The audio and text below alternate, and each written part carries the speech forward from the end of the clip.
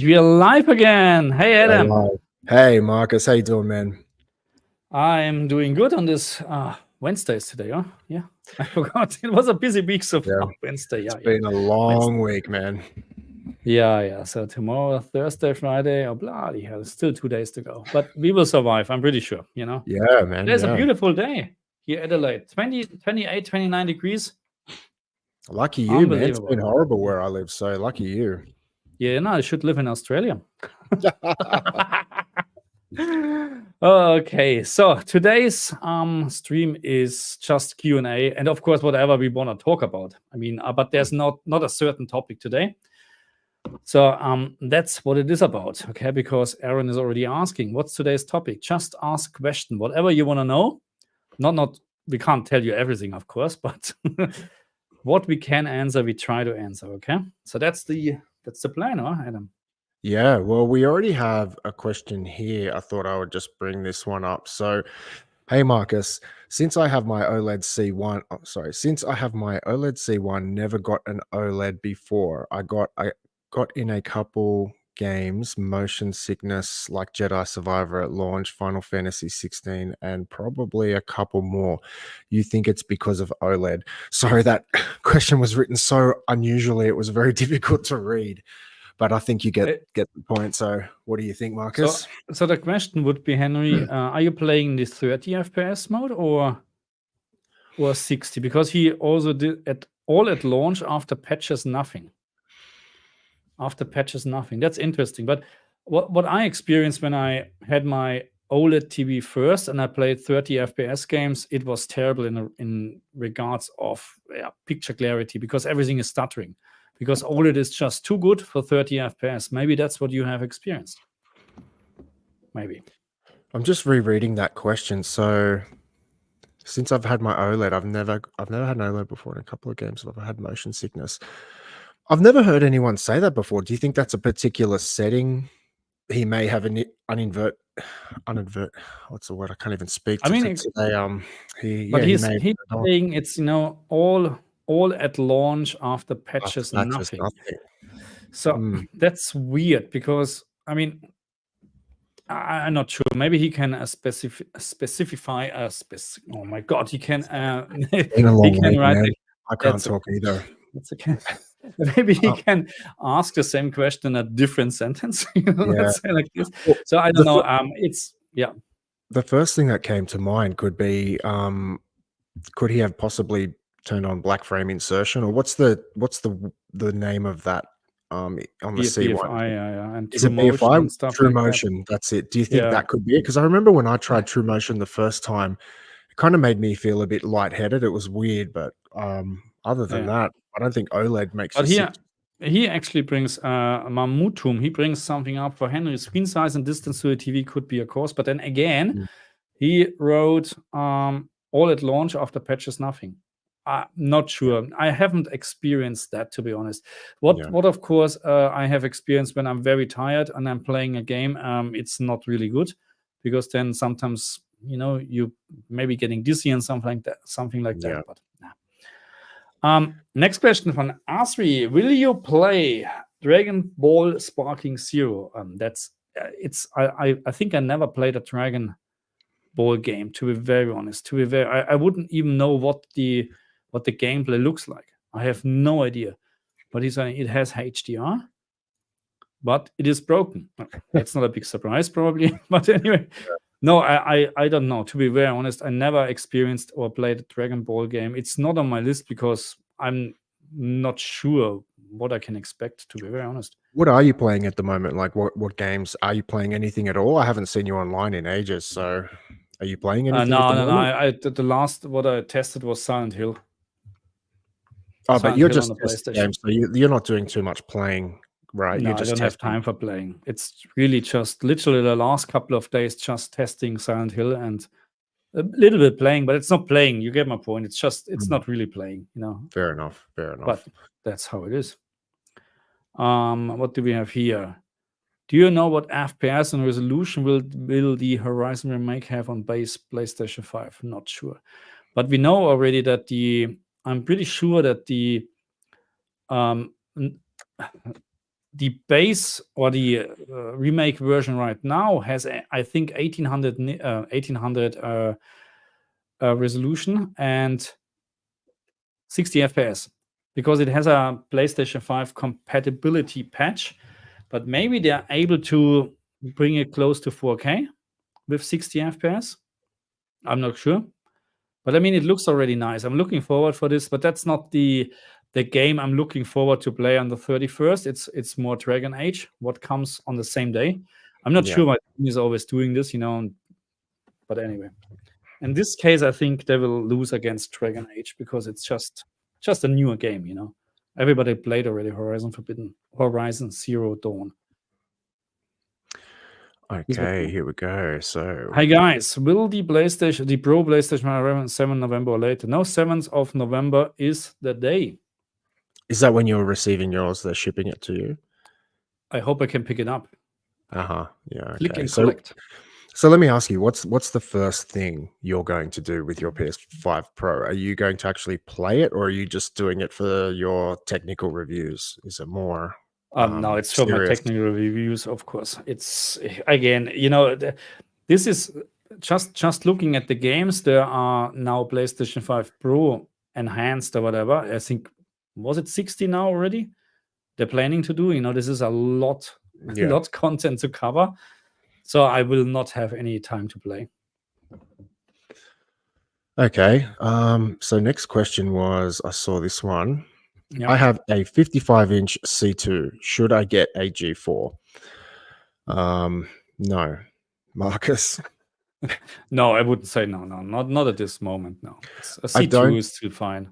I don't think it's a big enough upgrade. On the last stream, I seem to always say this, but I still have a C1 and I swap between the C1 and the G4. And yeah, there is a noticeable difference, but would I get rid of my C2, for a G4? No way. You've still got so much life left in that TV, and the jump isn't that big in order to I guess change TVs and swap up to a G4. I just don't think you're going to get your money's worth considering you've just purchased a C2 2 years ago. If you have money to spend, then go for it. But if you don't, then no. If you've got money to spend, upgrade your TV every year. But I just don't think it's a worthwhile value proposition. That TV C2 still has a lot of life left in it. So yeah, I would suggest hanging on to that.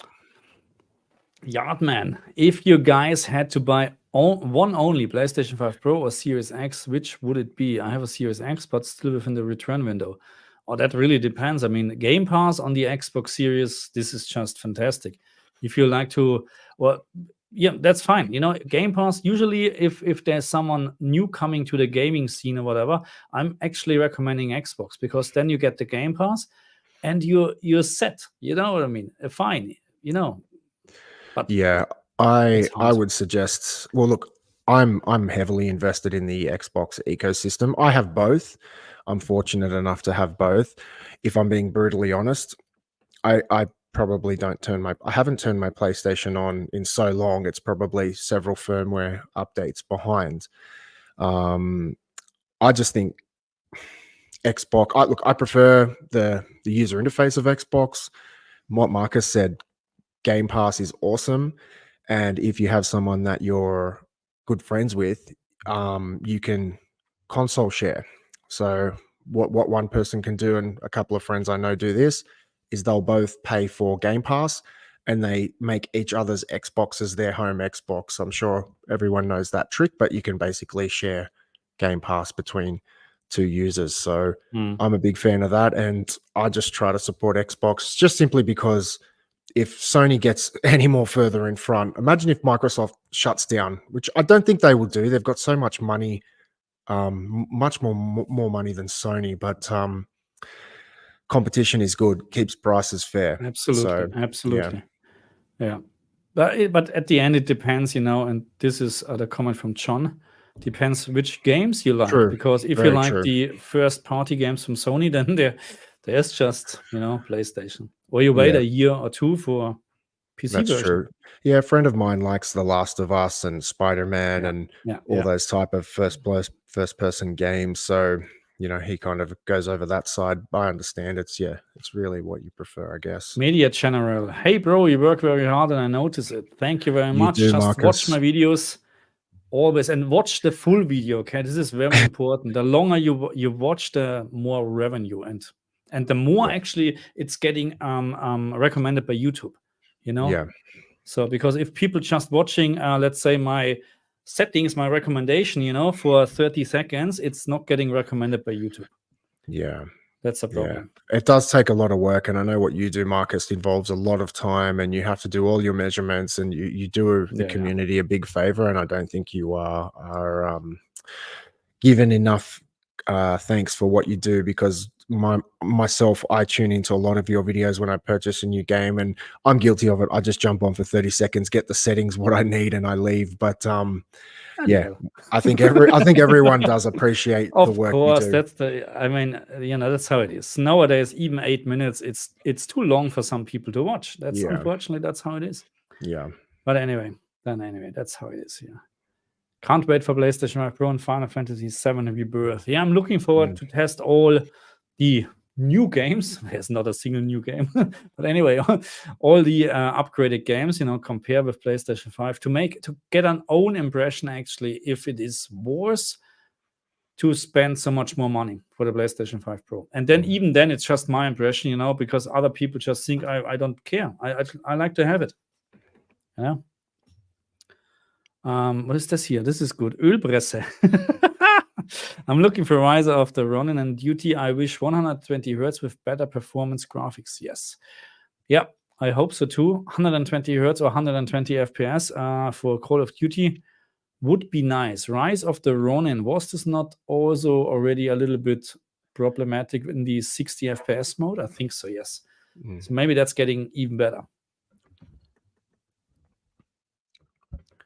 You want to choose one? Sure. I guess this is one you can probably speak to. It's from Jin. He says, hello, I have a LG C10CX for about 3 years now. Should I buy a new LG OLED, Marcus? Absolutely. The CX is crap. No, of course not. The CX actually, you got me then. I thought you were serious. No, the CX. So what I experienced with the CX, if you saw the gaming wise, the picture is still great. Okay, of course, there's a difference between my CX and the G2 and the S95C in regards of brightness. There's no doubt about that. Okay, but again, then we're talking about $5,000 Australian dollars for a 65-inch version G4. Are you happy to spend that? That's a big question. What I experienced, the internal apps, and I'm not sure why this is the case, but it looks like that Netflix, YouTube, it is sharper and with less artifacts on my CX compared to the G2.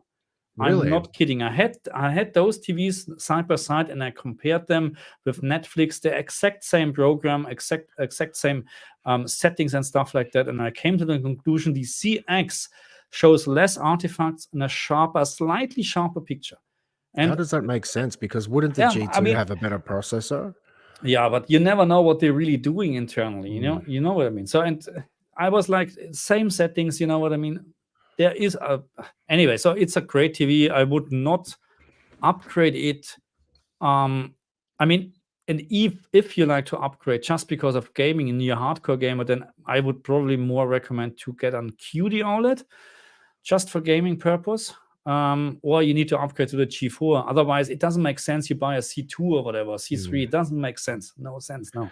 When you did that testing, were you using just the internal apps on the WebOS? Yes. Or Yes. Okay. Yes. Have you tried using, say, an Apple TV or something like that? Yeah. So I have an Apple TV and I tried it for months and then I went back to my internal apps.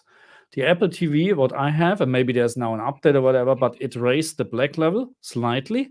It had artifacts. So the Apple TV was not as good as the G2 or S95C.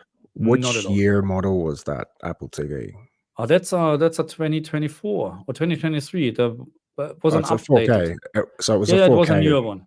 Yeah, 4K. Absolutely. Very interesting, because I have a combination of LG, Hisense, Samsung devices, but just due to like my family circumstances, I like the fact that when we turn on a TV, regardless of what brand it is, Yeah, I it's the know. same I know. interface, it's the same Yeah. remote, it's the same controls. So for us, I think Apple TV really suits us. But I've never noticed that. But hey, maybe I'm not even like catching it. Maybe it's there and I just No. don't see it. But So how I noticed this actually, so because I'm watching usually in a complete dark room, and what I've noticed is that when there was a complete black scene and with a little bit of details, it started to flickering slightly. And in the beginning I thought, okay, this must be my S95C. Bloody hell, crap TV. yeah, And I just tried to ignore it. And then I say, okay, this is okay. Let's just jump to Netflix internal app, just have a look at the same scene.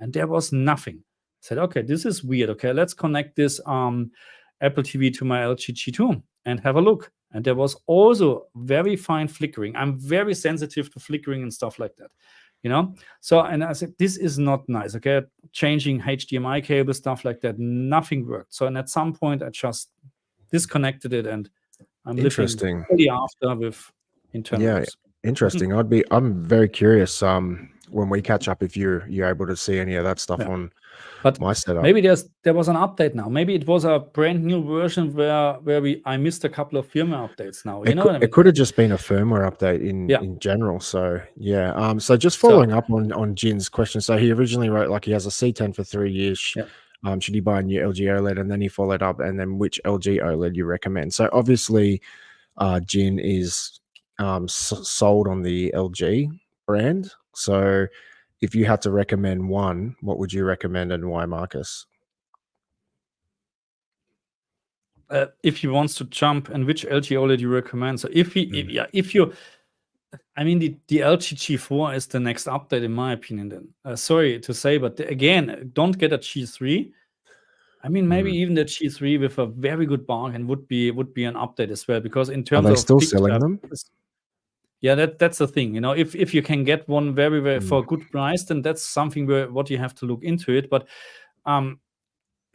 it depends on the price, really. If money doesn't matter, then go for the G4 or wait for the next announcement. I don't know what happens with the G5, but apparently not much. Let's say like this. Yeah, if you really have to upgrade, look, I would even say, like, kind of what Marcus is saying. Look, the G4 is the king. You can't deny that. But I would dare say we are just on the horizon of hearing about a G5. Like, it's usually this time of year we start hearing whispers, and then, you know, early next year we see the G5. So if you are going to upgrade and you want to get the best bang for your buck, potentially hang out and wait for a last minute G4. You'll probably get that at quite a good price. Yeah. But in my opinion, bottom line is I wouldn't upgrade.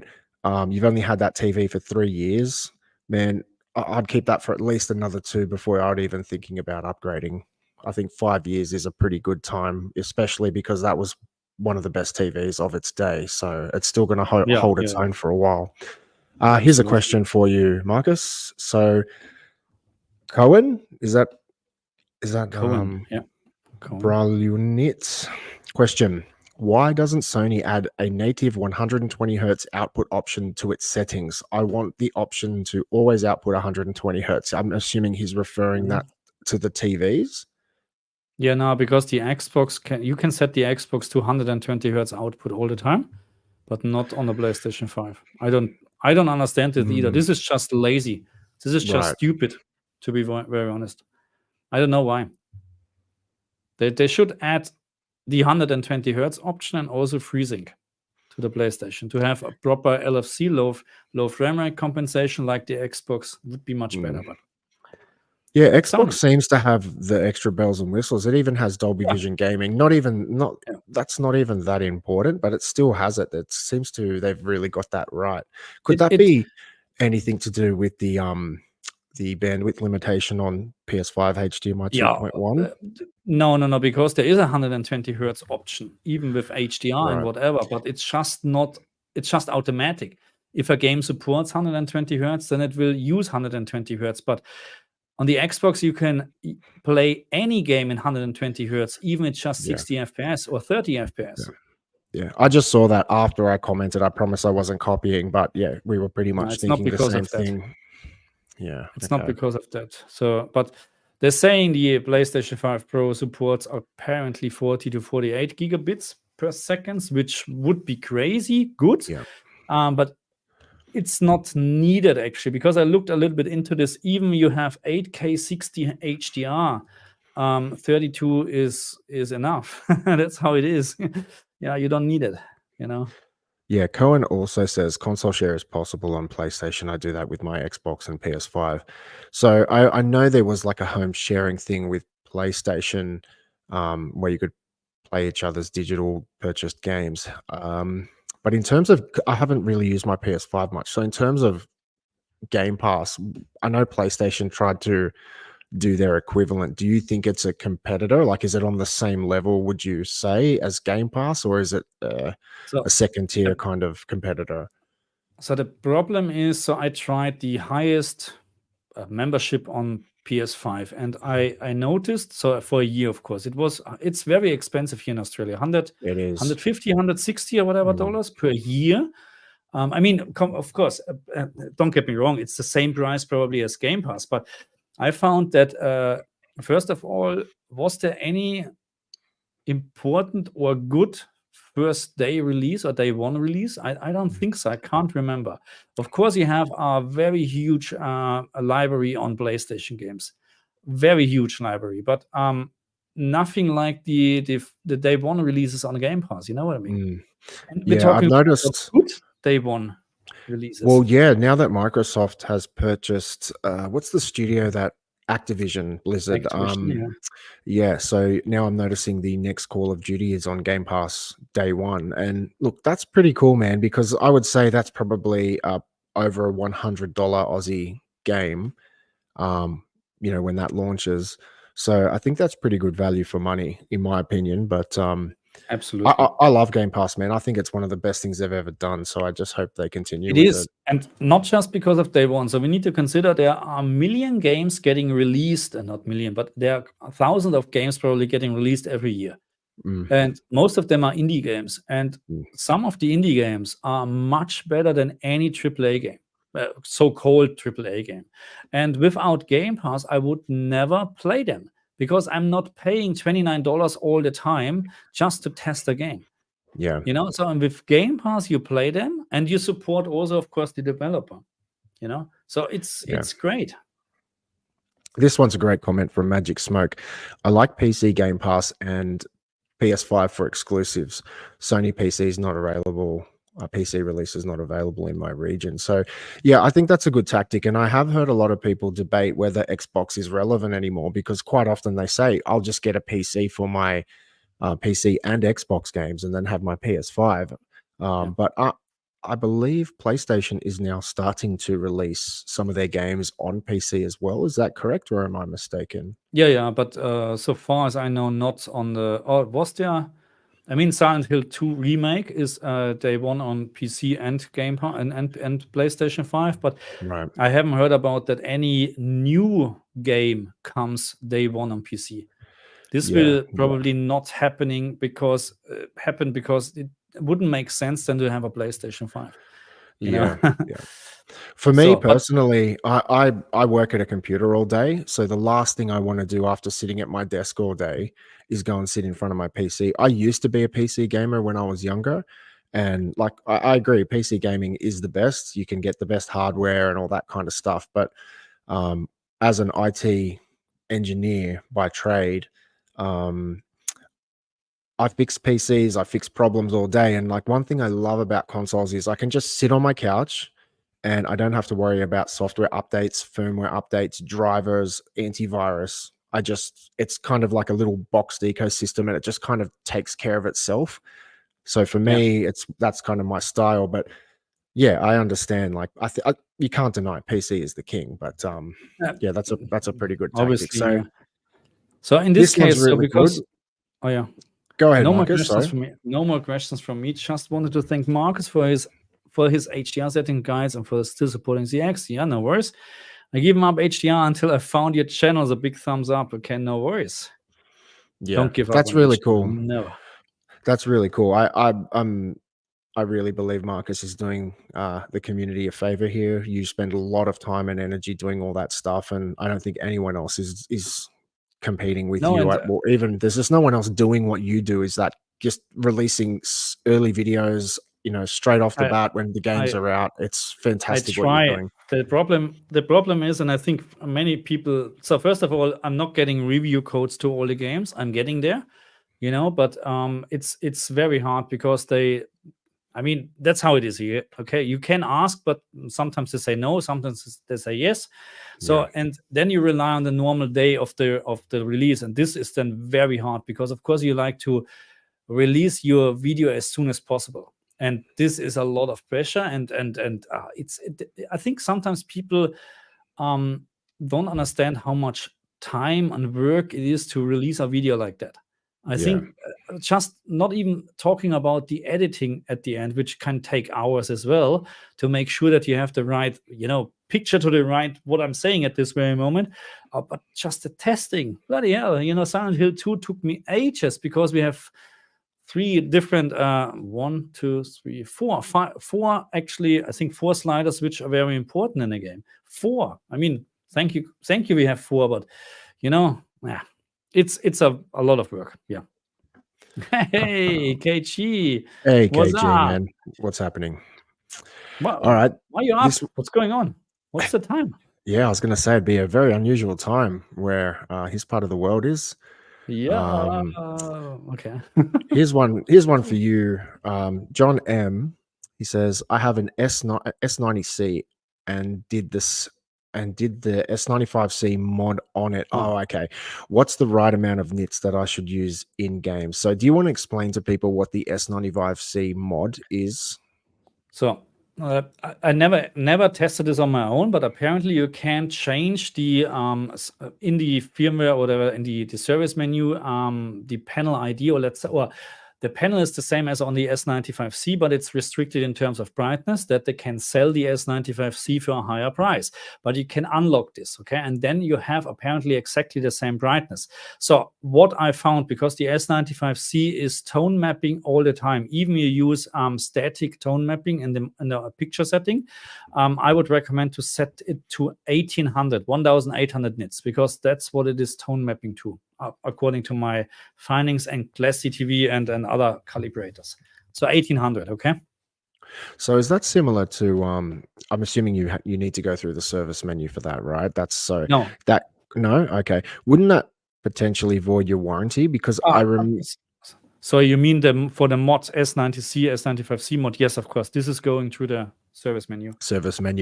I remember there was a mod for the C1 where you could go into the service menu. I remember it on Vinny Tio's videos. He created some sort of hack where you could go through the service menu and unlock extra brightness to match the G1. Do you remember something like that? But people were saying it'll void your warranty, so I never ended up doing it. I mean, I'm pretty sure that everything can void your warranty as soon as you're in the service menu, because you can destroy and you can mess up your TV, full stop, and then it's gone. It is amazing though that they will release 2 TVs and they will just sell. They're essentially the same, but they just slightly hold one back.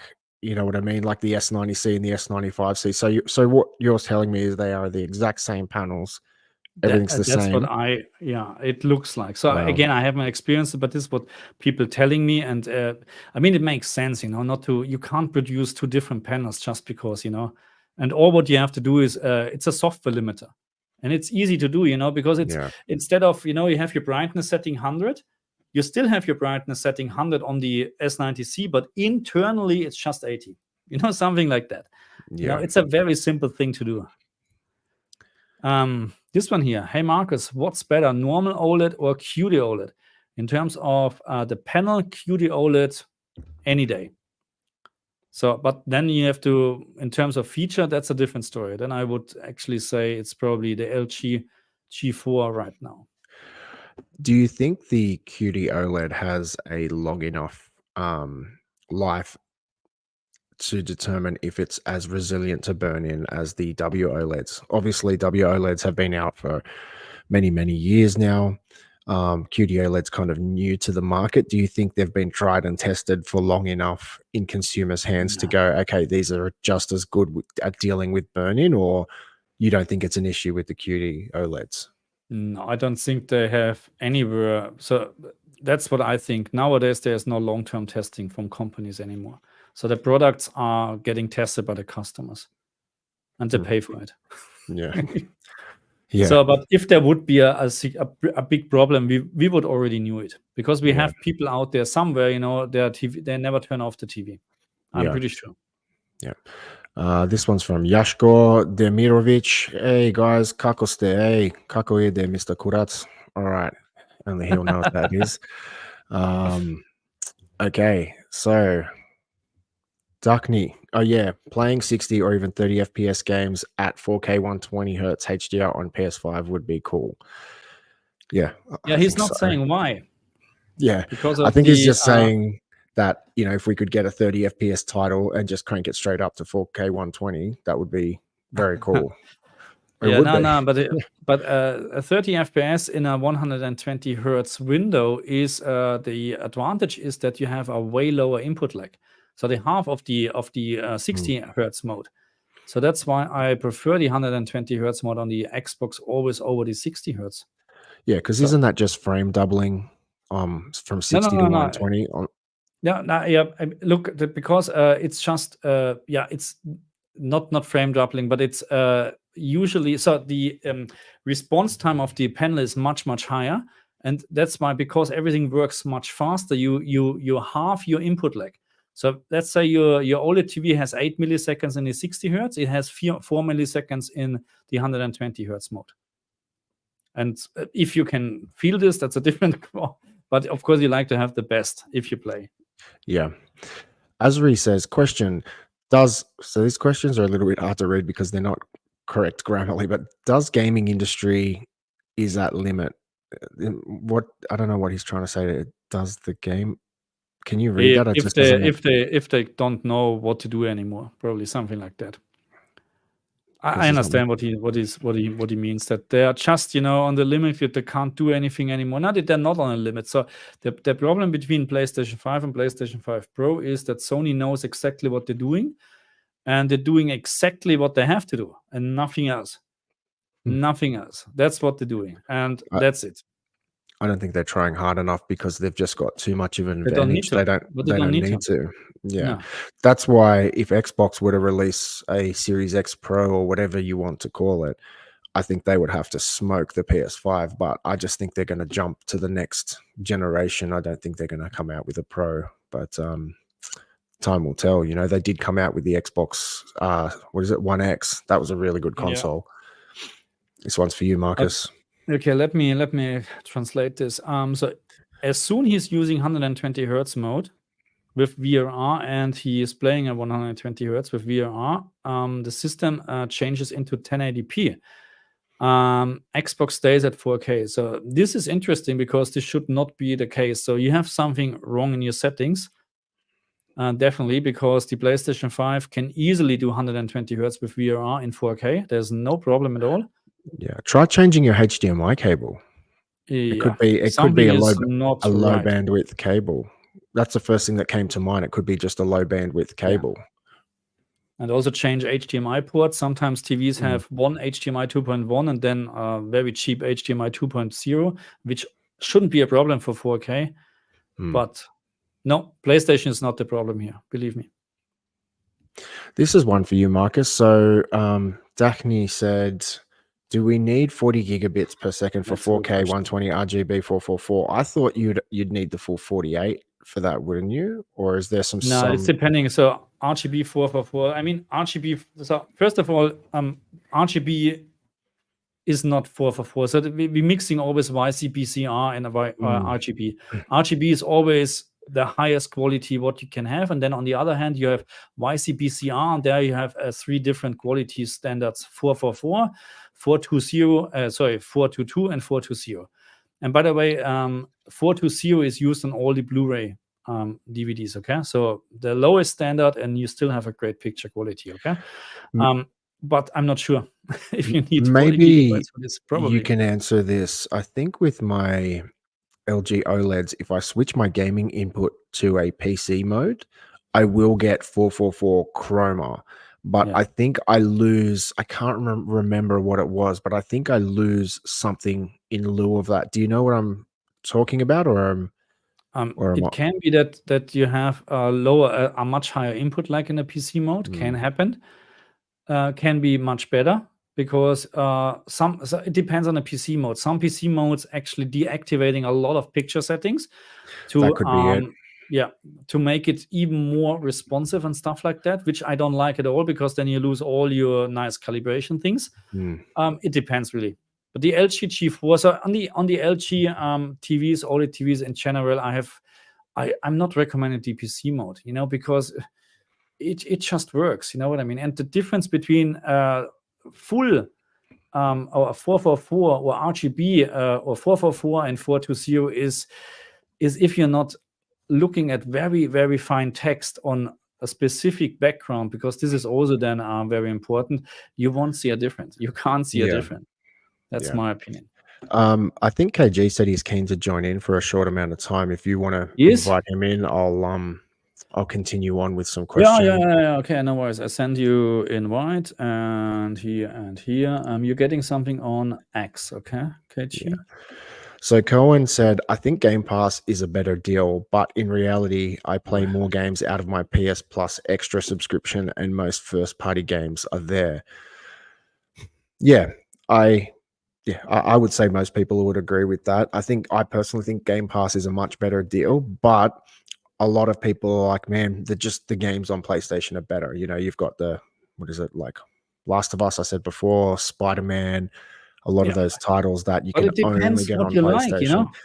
I'm not really into them. So for me, it's not a big deal, but I know people who are just religious over those type of games. And I guess that's why Sony locked them down, right? They're part of the Sony Pictures catalog, so they've got the rights to those IPs. Don't get me wrong. So I said this already in one stream, a new Jack and Dexter, or just a remake or remaster from the first part. I hope a remake would be nice. I would buy just a PlayStation for this game. Full stop. I would just buy a PlayStation for this game. I loved this game back then. I have so great memories on this. And yeah, that's how I grew up, Jack and Dexter. My goodness. I tell you what, when the PlayStation 5 came out, the one game that got me excited to buy the PS5 was Ratchet and Clank Rift Apart. Oh, yes. And it was funny, they really got me because they were talking about how you need the SSD to provide, how you can travel through portals in the game, and they're saying you can only do that with a high-speed SSD, and later that was disproven because people were playing it on PCs on regular hard drives and things like that. But that's why I wish but have you seen the comparison, how long it took and it stutters? I saw it, but it's, hey, KG. What's up, man? Yeah, so there was a comparison, wasn't there, where were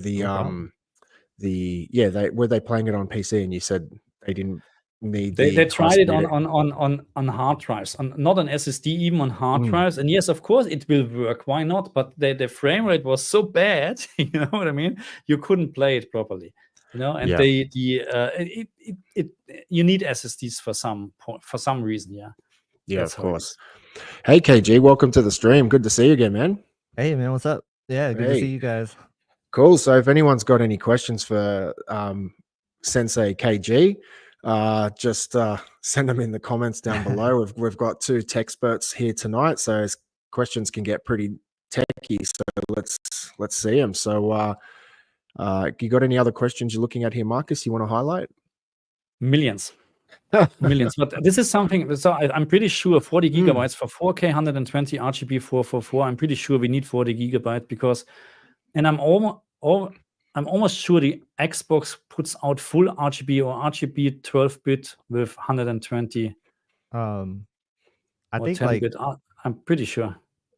I think 32 can do it, but I gotta double check. The chart that I sent you would say all that stuff on there. But if you're using DSC, it does it. So it's like it depends on what it's using. If it's using DSC anyway, which it might be, Do consoles support DSC? I think so. Don't they? So I- for those so- people there who don't know what DSC is, do you mind just giving a quick rundown, KG? Oh yeah. Let me see. Was So I it? don't know how to it's a technically break it down to you. Yeah. it's But just pretty much just compression, a isn't it? It's a compression. compression. Yeah, It's a pretty much the compression. Yeah. compression. So like, I don't know the full technical Yeah. As soon you use breakdown of it, DSC, but 18 gigabits is all what you need. yeah.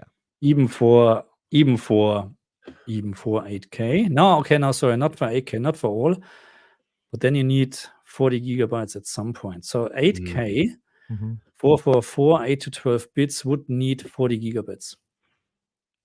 So Yeah. that's so- of course now, but not when we're now talking about 420, then Mhm. 32 gigabits. And this is what the PlayStation chain or outputs, as soon as you're doing HDR 120 hertz, you have 420. You have right. You have no full A. You have 420. I'm pretty sure about that, which is still fine. Yeah. Anyway, so what else do we have? Okay, guys, quite a lot of questions here. Jeez. Millions. So KG, did you get a Mhm. PS5 Pro? Not yet. So far we've only had pre-orders open for like through Sony directly. I'm probably gonna That's do mine weird. through GameStop because I already have like some credit there. So Sure. yeah, so I'm probably just gonna wait until then.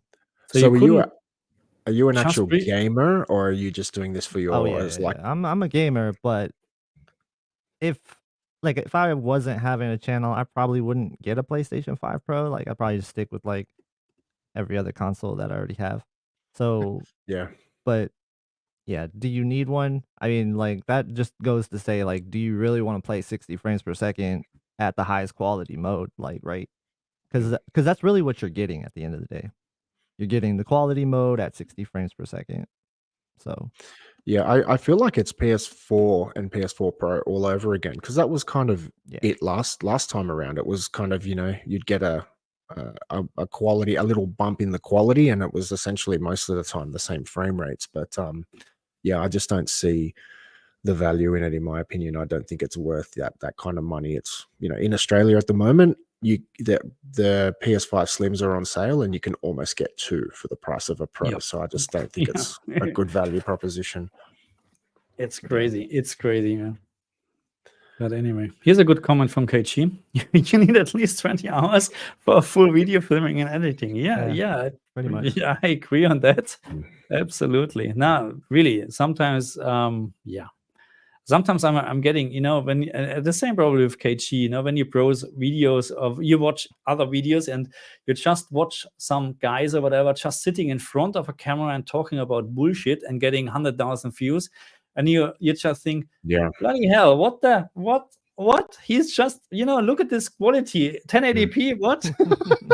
And you just, no, I don't know. Sometimes, it can be very demotivating at times. Yeah. Like, for example, you'll put God knows a couple of days into a video and it will get nothing, and then you sometimes make a really effortless video and it explodes. It doesn't make sense. There's a channel, don't ask me how I stumbled across it, of a woman covered in body paint cleaning windows and tables now, and man, like, she's literally just in body paint on YouTube. I don't even know how Wow. it's just send me how the it's link. okay. Yeah.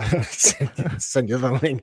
But man, she uploaded a video, and I'm not kidding, like within 4 hours it's on like 500,000 views, and I'm just like, Yeah, man, of course. Yeah. I'm in the wrong biz, man. Like I'm looking at Man of TVs culture. and I'm like, yeah. So like, yeah, speaking of low effort videos, right? I'll make these really high quality long form videos, and I'll spend like, I don't know, 40 hours just doing the whole process, right? And it'll get like 10K views or something. And then I'll make a video talking about like a buying guide for Black Friday like a while ago, like 2 years ago. For some reason, that video just like blew up. It's like at 671K views. It's not relevant anymore, but people watch it every day. And I tried to like bomb it by like changing the name. I tried to like, I just don't know, but I'm not going to take it Doesn't down work. because it's a lot of views, right? Yeah. But it's just know. so frustrating I that know. I don't know why certain videos take off and then some of them just don't. So I don't know. But it's really frustrating sometimes because you put so much work in and you expect something, and then what's going on here? For my Jedi Survivor, the videos that they didn't work, not at all. Yeah. And it's not. Don't get me wrong. It's not the money what I spend on the games to test them actually, or for what I mean. It's really the time you put in. time is Yeah. money. Yeah. I Yeah. mean, that's what the thing is like you have to have time to do this. You have to. You have to find time. And if you can't, it gets really hard to navigate like life. So Yeah, for especially sure. trying to manage a YouTube channel, a job, and a family, relationships, all that kind of Oh stuff, shit, the man. family. Oh my god. Chris D has a comment. So, speaking about forcing 120 hertz for the PS5, just like Xbox, if you have LG OLED, there is a boost option in my C2 at least. Basically, 60 hertz content runs at 120 hertz for lower input lag. That's what we were discussing before, right? Where is that the frame doubling, or it's so how is that actually happening? The boost mode where they're forcing 60 FPS games to run through he can't 120 talk hertz. about true motion because that's not low input lag. That boost mode's like when you activate it, it cuts the input lag in half or whatever. Yeah, Right. so how does it achieve that? Is that from frame doubling? Yeah, I don't know. I have no idea if it's like manipulating the frames or what it's doing exactly. He's talking about the input lag, the selection. We have standard, boost, and super boost or whatever. Okay, I gotcha. think it turns off some processing. Yes, I think you get if you would probably if you would have a super high-end camera, you probably see a little bit more lasing and stuff and whatever, maybe because the processing is not as good anymore. Probably. Yeah. It has to be like that because otherwise, how should it be achieved? Yeah, it has to be something to do with processing. I know like some of the newer TVs have a 240 hertz mode, but it uses 1080p lines, so it's like it cuts the resolution to achieve that, Yeah, no, to get to the 240 hertz. So I don't know if that's it's doing something similar or what, but probably, yeah.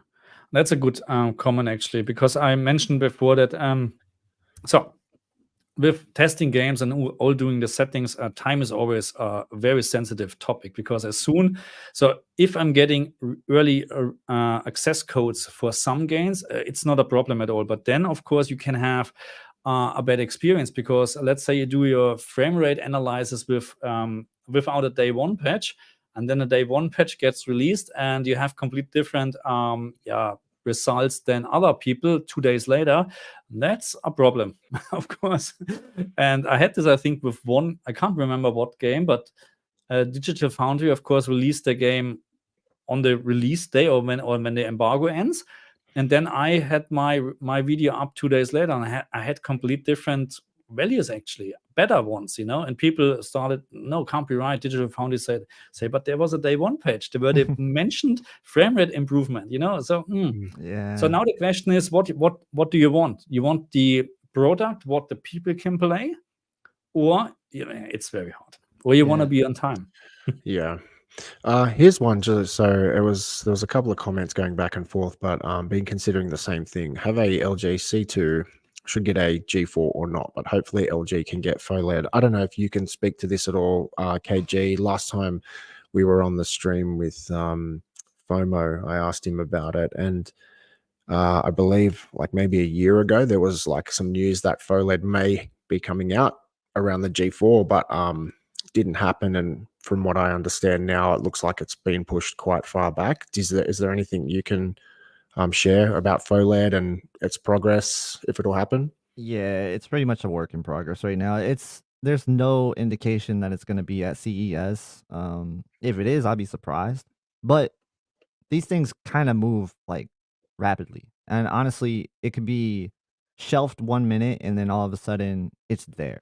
So MLA, for example, was not supposed to be at the CES, like when it was revealed, like 2 years ago, and it was there. So it was like that was kind of unexpected that it was being in the G3 because everybody was saying that it's not ready.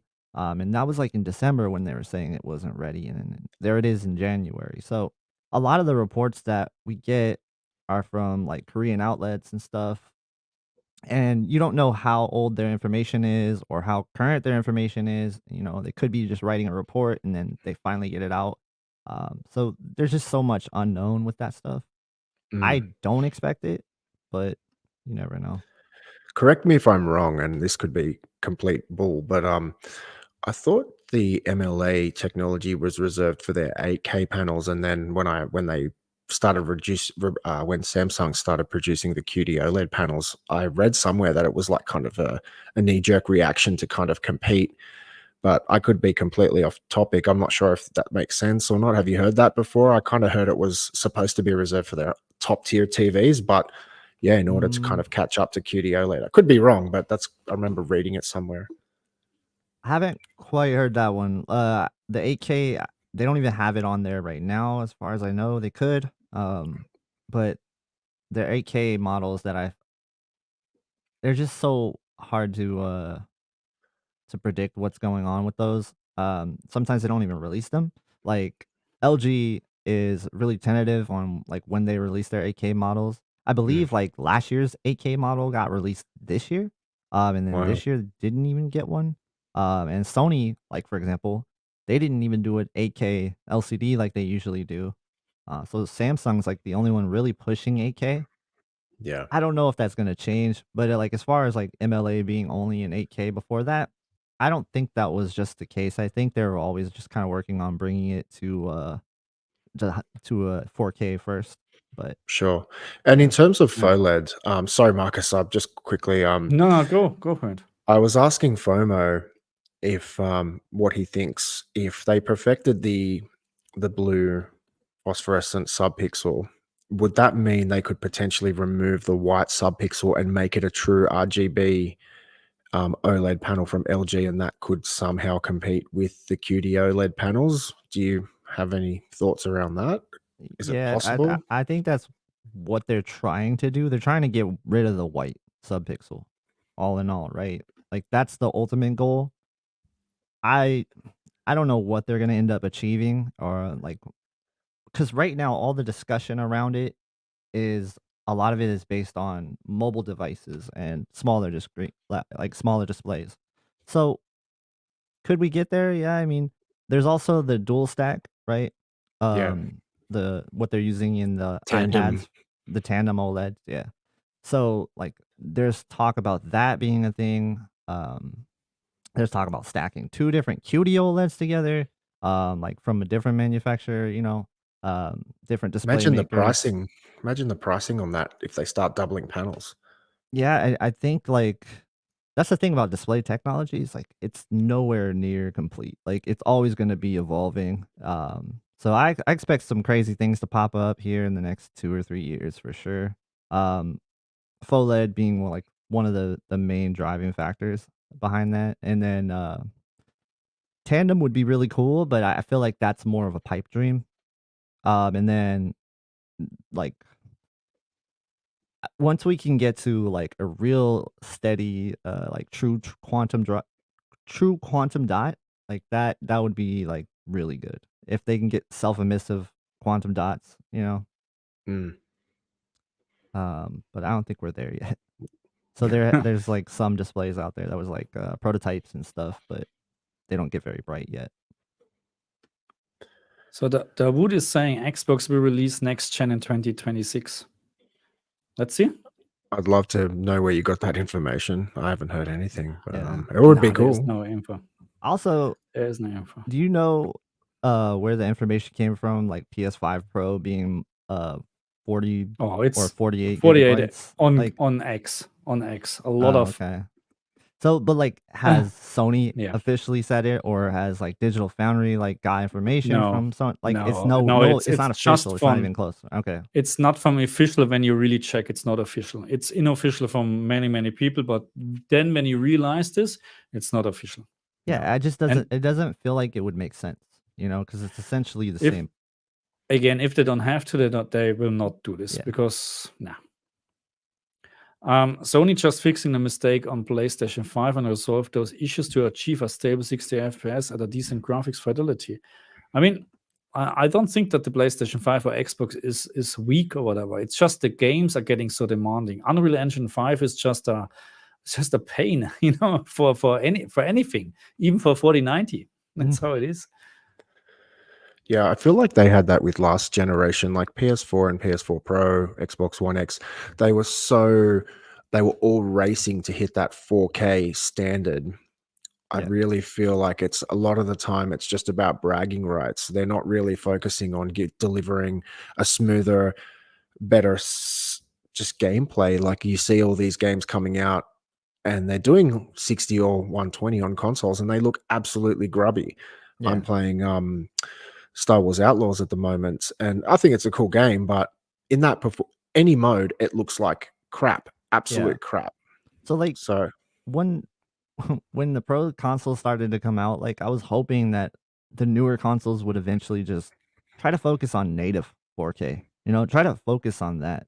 And then like we never got there. Instead, it's like we went backwards and they were like, "Oh, let's put a little bit of ray tracing in here and there, but we'll just keep the checkerboard rendering and all that." And yeah, you I agree. it's kind of weird how they do that, because if you have a clean native 4K, I think that would be really solid. If you could Absolutely. achieve everything with it, but that's the Yeah, it problem. seems to be all the bragging contests. They're not focusing on the fundamentals, getting them right. It's just like you said, oh, we've got better ray tracing. Hey, our SSD is faster than your SSD. It's all just a measuring contest. Mine's bigger than yours. It's just they're not focusing on just getting things right. If that I completely agree. Let me just. So this was from the question before, why he can't, or why his PlayStation 5 actually turns or changes the input to 1080p, or his TV 1080p when he's playing 120 hertz and VRR. So he's using the HDMI cable what was provided with the PlayStation 5. I would recommend, check your settings and use the HDMI channel or input where you have connected your Xbox, just to verify that there's no issue, with this HDMI port or something. And I don't understand this one here. Oh, I got one next. That's I mean, funny. I can understand it in German, but I don't understand why he says it's bullshit. On the Xbox, it's also not 120 hertz 4K. It also scaling down as on the PlayStation 5. That's why that's why Sony made the PlayStation 5 Pro. So I think you're mixing up things. So first of all, we're talking about the output resolution. What is 4K on the PlayStation and on the Xbox? But then we have to talk about the internal resolution from a game, which is a complete different story. Okay, so you can have 4K output resolution on your Xbox, PlayStation 5, but the internal game runs with 360. That's how it is. So correct me if I'm wrong. Like I think the Series S even like outputs 4K, but it's absolutely, it's 1440p. absolutely, yeah, absolutely. Here's one for you, KG. So it's just this guy says Tech KG don't know to calibrate TVs. He also says Quantum Dot and Marcus better. I don't see like I don't calibrate TVs, so that's not like really an insult, Just why do you comment that? Yeah, I don't know who is Quantum Dot. Is it not? Is it Quantum TV? Man, no, please not. The most. Please, you're not comparing me with Quantum TV. Please don't do that. Yeah. Everybody's better than this guy. So at Tech KG, can you do videos? Can you do videos of comparison of TVs with games and HDR games specifically? So I have a couple of videos with gaming comparisons in them. I think what I want to do going forward, it's just hard, right? Like it's hard because time is the biggest thing. It's like, how do you fit this in? I would love to do dedicated just game only comparisons. I think like eventually I can get there, but what do I focus on? Which TVs do I focus on? Things like that. I do a ton of gaming in my comparisons. Like if you've seen one of my comparisons before, like you see a lot of gaming in them. And I do have specific gaming comparisons on the channel. But yeah, I would love to do more. I just started to switch to HDR. Like my channel just switched fully to HDR now. And maybe that's what he means. Like take, do the old comparisons that you did, but like make them HDR. But It's yeah, How just long are I'd time, you? upgrade. man. It's How just long are your time. videos in average when you do videos? About And how long does it take for the 14 HDR minutes, processing? I would say. So like the HDR takes a day, like Yeah, a day or a day and a half, right? So I have to I have it think uploaded like 2 days in yeah, advance. I have yeah, to. that's crazy. I think that they got better, YouTube in general, with the Yeah, processing, yeah. but it's still a Sometimes lot. So it's one because day. if you yeah, because if you upload SDR, it takes literally it's uploaded and it's done. It Mhm. maybe takes another minute to actually process the 4K or whatever, but then it's done. And 4K and HDR, and sometimes. So what I do and what I would recommend, upload the same video twice. Because what I found, sometimes you have suddenly one video already done after 2 hours in HDR, and the other video the next day. I'm not kidding. I did all the testing already. It's just crazy. Yeah. Bandera Aseri. So he's a channel member on my channel. Thank you very much. So join channel membership. Thank you. Do you think that LG will outperform Samsung with OLED tandem technology? Because the only thing I see from LG every year is the increase in brightness, but the colors are still the same. Can you answer? Good point. I would say probably, I don't know. It's hard. Probably not. See, the thing is with the tandem technology right now, that's something different, and I can't really speak to what it will be with TVs, because tandem technology, that's just that's just a RGB OLED, right? Like that's just basically the same thing that Samsung uses with their displays. Like they both use a tandem OLED. Like they both can make tandem OLED displays. In fact, Apple had both of them making the screens for them. So when it comes down to like when it gets to the TV, I don't know exactly what kind of technology it'll be. And where Samsung will be at is another story. I feel like what we're gonna see this year, and this is just like a wild prediction, maybe. But I'm thinking we're gonna get to probably 4,000 nits on QD-OLED and Wow. MLA. So I Yeah. would have to say it would be that, but that's just the claim, right? That's just their 4,000 nit claim. What in actuality will it be like more like closer to 3,000 nits? I think Yeah. because that's how it usually trends. But For me, I just feel like we've just seen all these evolutionary upgrades. We haven't seen anything revolutionary. I would say, in my opinion, the closest thing we had to a revolution was QD-OLED.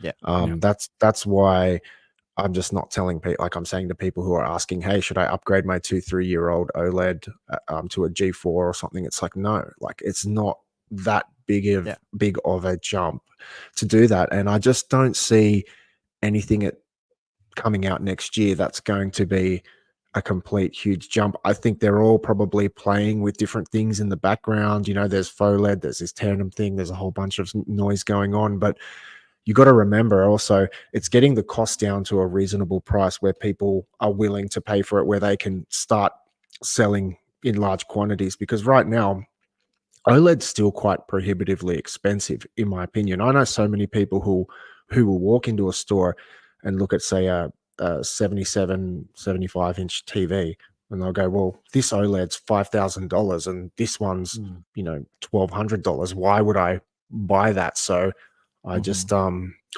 know if any of these new technologies will be able to get to those existing price points or better. So fingers crossed, but I think there's a long way to go before we get anything that's like, hey, sell your TV, let's upgrade. yeah. I think the only people that should be really upgrading is the people that have LCD TVs still, right? Like, Correct, yeah. because we were at a place where OLED was good.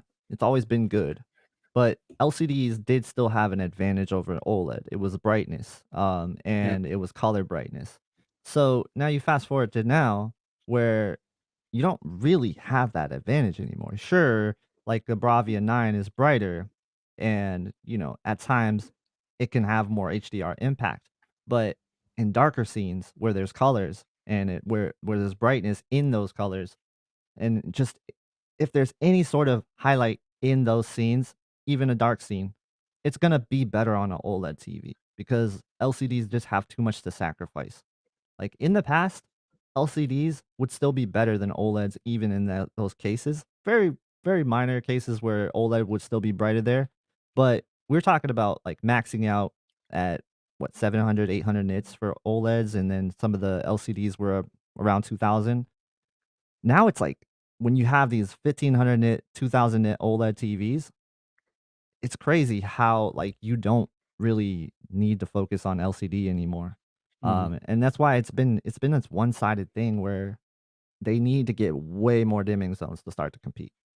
And Yeah. they are going to up those dimming zones a ton this year. So When the Bravia 9 was coming out, I just remember reading comments on, I watch your videos and FOMO's and Marcus's, everyone's, you kind of just check out what people are talking about. And you go in the comment section and everyone's like, the Bravia 9's the king. It's going to shut everything down. And I feel like every few years when there's like, I remember when like mini LED came out, everyone said, oh, it's the end of OLED, and now we've got the Bravia 9. And it's just every time there's some sort of minor technology upgrade, everyone's like, that's the end of OLED. But there's nothing that can beat it. Now that OLEDs now that OLEDs are getting bright enough, or just as bright as most LCD TVs, you just can't compete with that micro contrast, like you said. So like the Bravia 9, I haven't had hands on, but I've watched a lot of content about it, and sure, it can get a lot brighter, but you just can't compete with,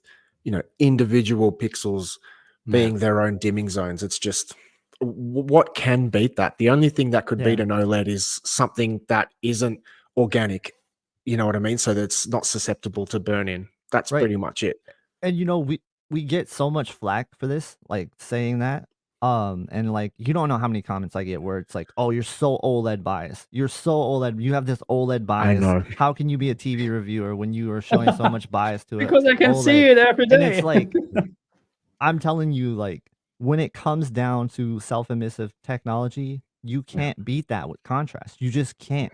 So you can come close, and these like the mini LED TVs with a lot of zones, like they have gotten really close. And I'm telling you, the blacks are black, like that is true.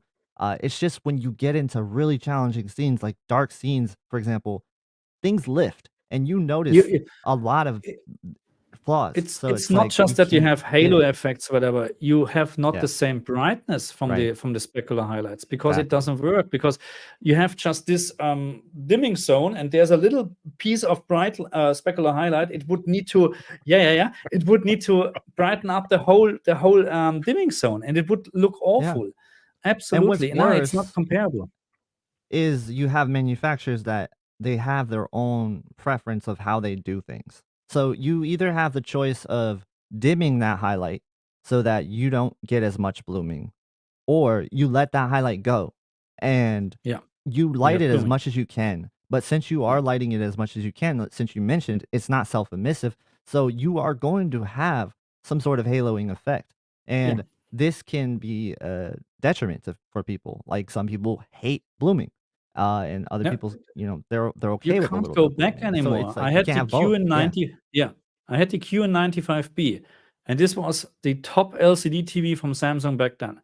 So, and it was next to my CX. And in terms of brightness, the QN95B was outperforming the CX any day, no problem. And then I watched TV or a movie or whatever. It was Stranger Things back then, what we watched on the QN95B. And we watched maybe half an hour, and I said, no, let's go to the CX. It's sorry, that's how it is. So I see a lot of comments about like calibrating in the chat right now. And I just want to say, like, I want to talk. I was talking to Classy, and we talk about it all. We talk all the time. And one thing we can agree on is like most people, like they get this whole thing wrong when it comes down to like, oh, TVs aren't good enough out of the box. Like they're good, right? They're not calibrated out of the box. And that's the thing people need to understand is like Really in good filmmaker nowadays. mode, oh my gosh, they're really good. Like they're so really close. good. The S90D and the S95D with the way they switched to BT 2020 for HDR filmmaker mode, really on point, really close. And I'm not saying it's calibrated, but does the like majority of people the need difference calibration? is not like day and night. No, the majority of people that need calibration are the people that want the reference accuracy. So like I think people get calibration confused with this poppy image that isn't really calibrated. Like it's like a fake calibration. It's like calibration and like settings gets mixed up together.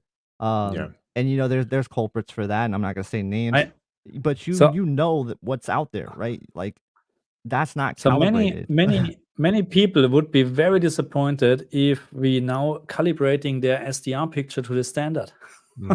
Yeah, a lot of people don't realize it, but they don't realize, but they like that juicy kind of oversaturated look. And when you show someone a calibrated image, they're like, "Oh, it looks so dull and boring." It's just people look outside.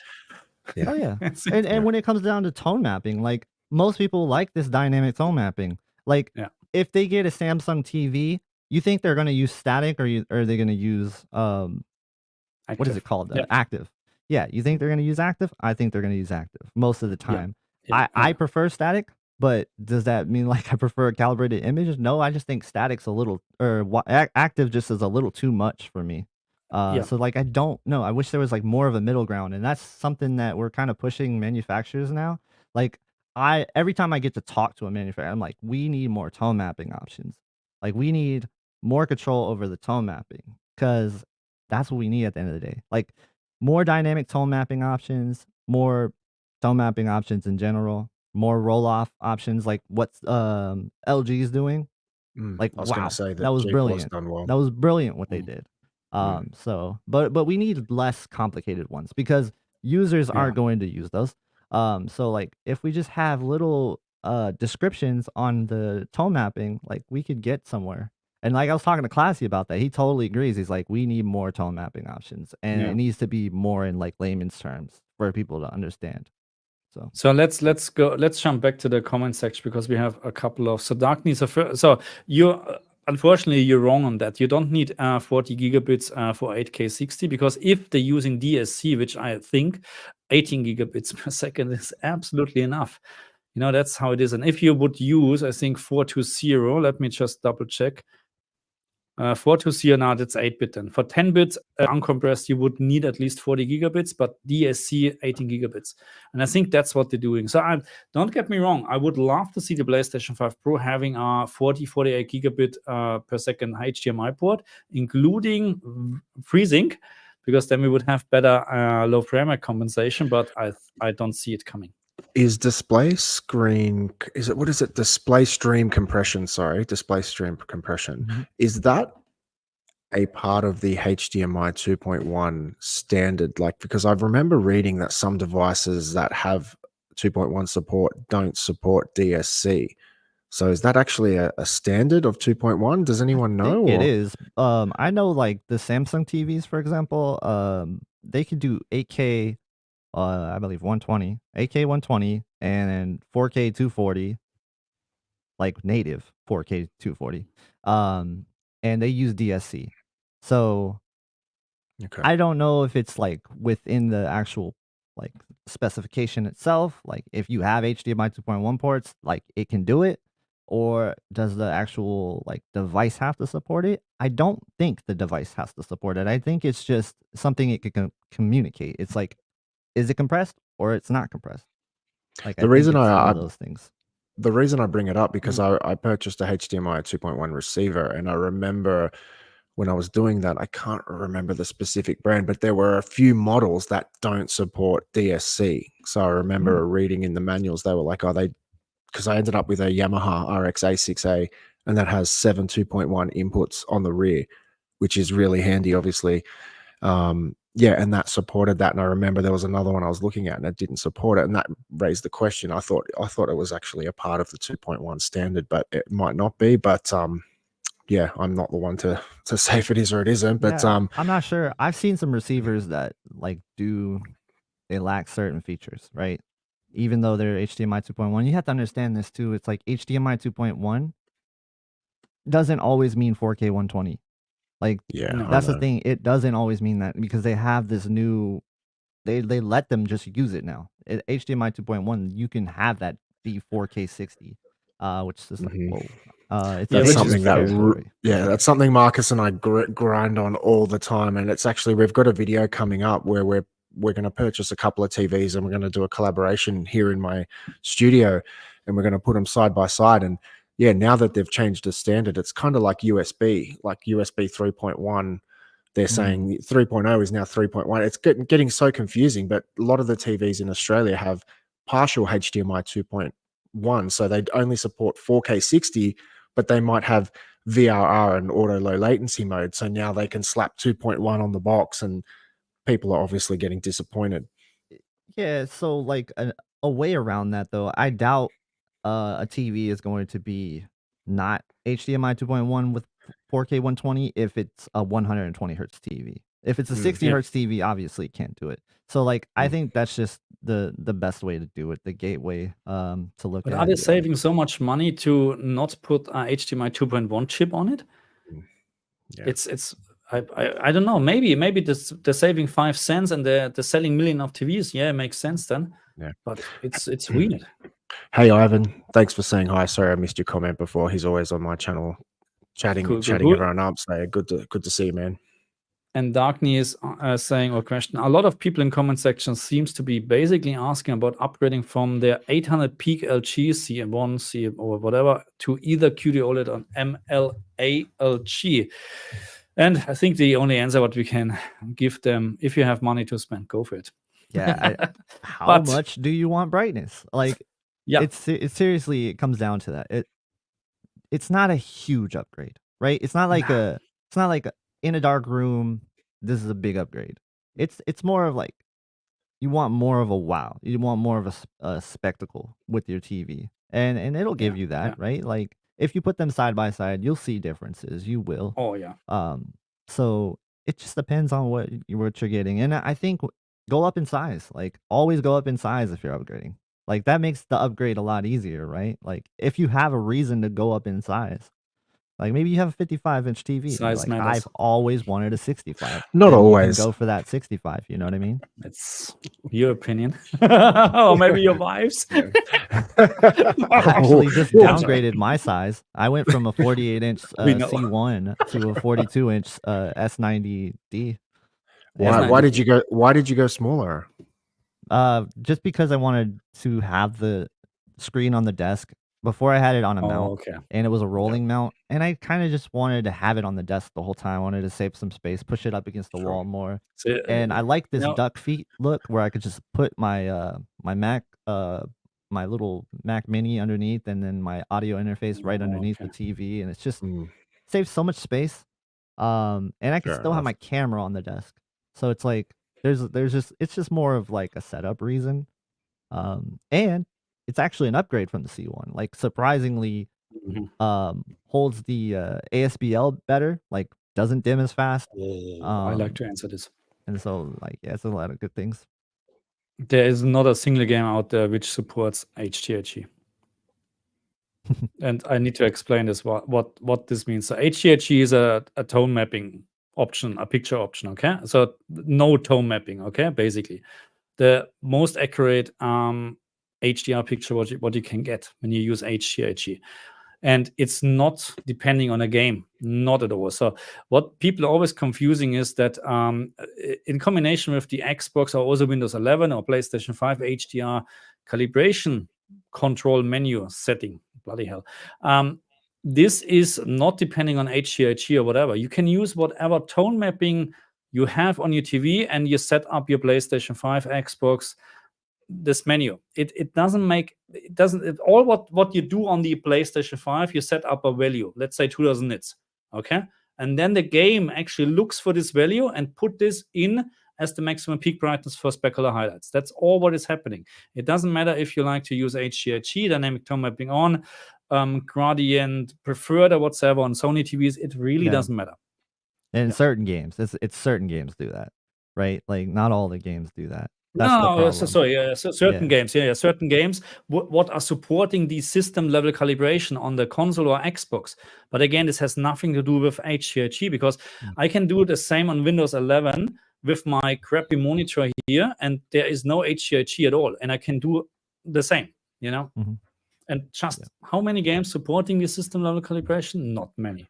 That's one thing I don't understand is why did they implement that if they're not going to enforce it? Because obviously most people aren't going to be able to open up a game and then kind of just calibrate by eye, you know, each game having its own HDR setting, you know, and I change TVs, so I have the same game, same console, sorry, on multiple TVs. So when I'm shifting around, it's just chaos. I don't understand why the system level isn't just enforced. Like, that's it, you know, you talk to us, don't worry about talking to the consumer kind of thing. I have no idea. Like, I don't know. in a perfect world, man, Dolby Vision gaming would like essentially work, and like HDR10 plus gaming would be pushed more. And then these things would just be recognizing our displays and setting themselves. Like, that's the perfect world, right? And I That'd think be we're gonna nice. get there eventually. We Oh, probably it's not will, nice. When? but it's a question of when, right? PS9. So far, though, like, there has been a bigger push for HDR10 plus than I expected. Like, Really? for gaming, like, we've been seeing it pop up in more games. Yeah. So that's Xbox games more or than what. No. No, it's all PC right now. oh, But right, because I haven't seen this it could on be Xbox something yet. that could be a part of the next generation of consoles. You know what I mean? So it's very possible. You know, like, it's still in its infancy, really. Yeah, it's but just frustrating. We still have better format than what wars. Dolby Vision gaming has done. Like, Dolby Vision gaming is a joke. It has been a joke since the birth of it. And I actually made a video before Dolby Vision gaming came out, and I said, guys, don't expect anything from this because they have Dolby Atmos in their games, and they barely work. Yeah, Atmos also adds a lot of lag as well. A lot of people complaining about that. It's not good, you know. But yeah, I had big hope for Dolby Vision gaming, but it's that's it. Game over. It was never alive.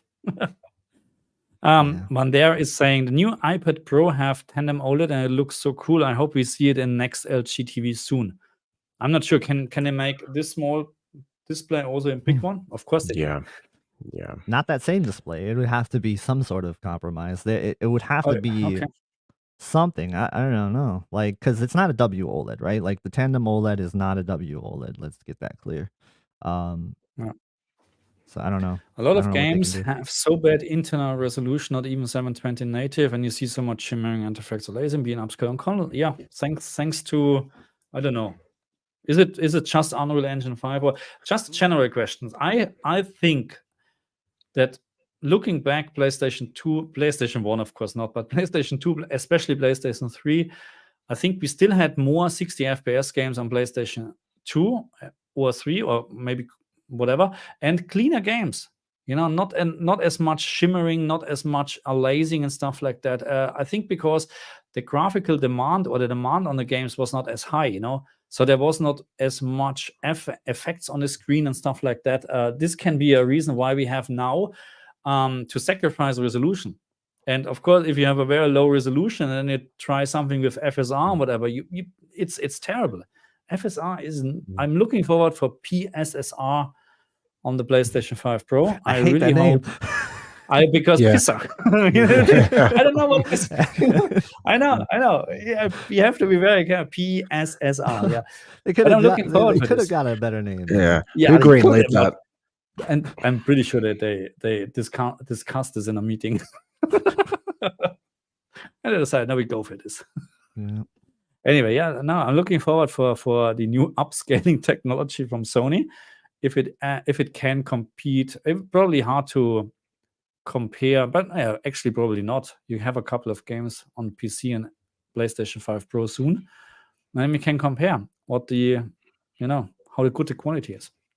Yeah, this is a little off topic, but like, one thing I've really been liking about Nothing is evolution on of TVs. off topic today. But okay, that's true.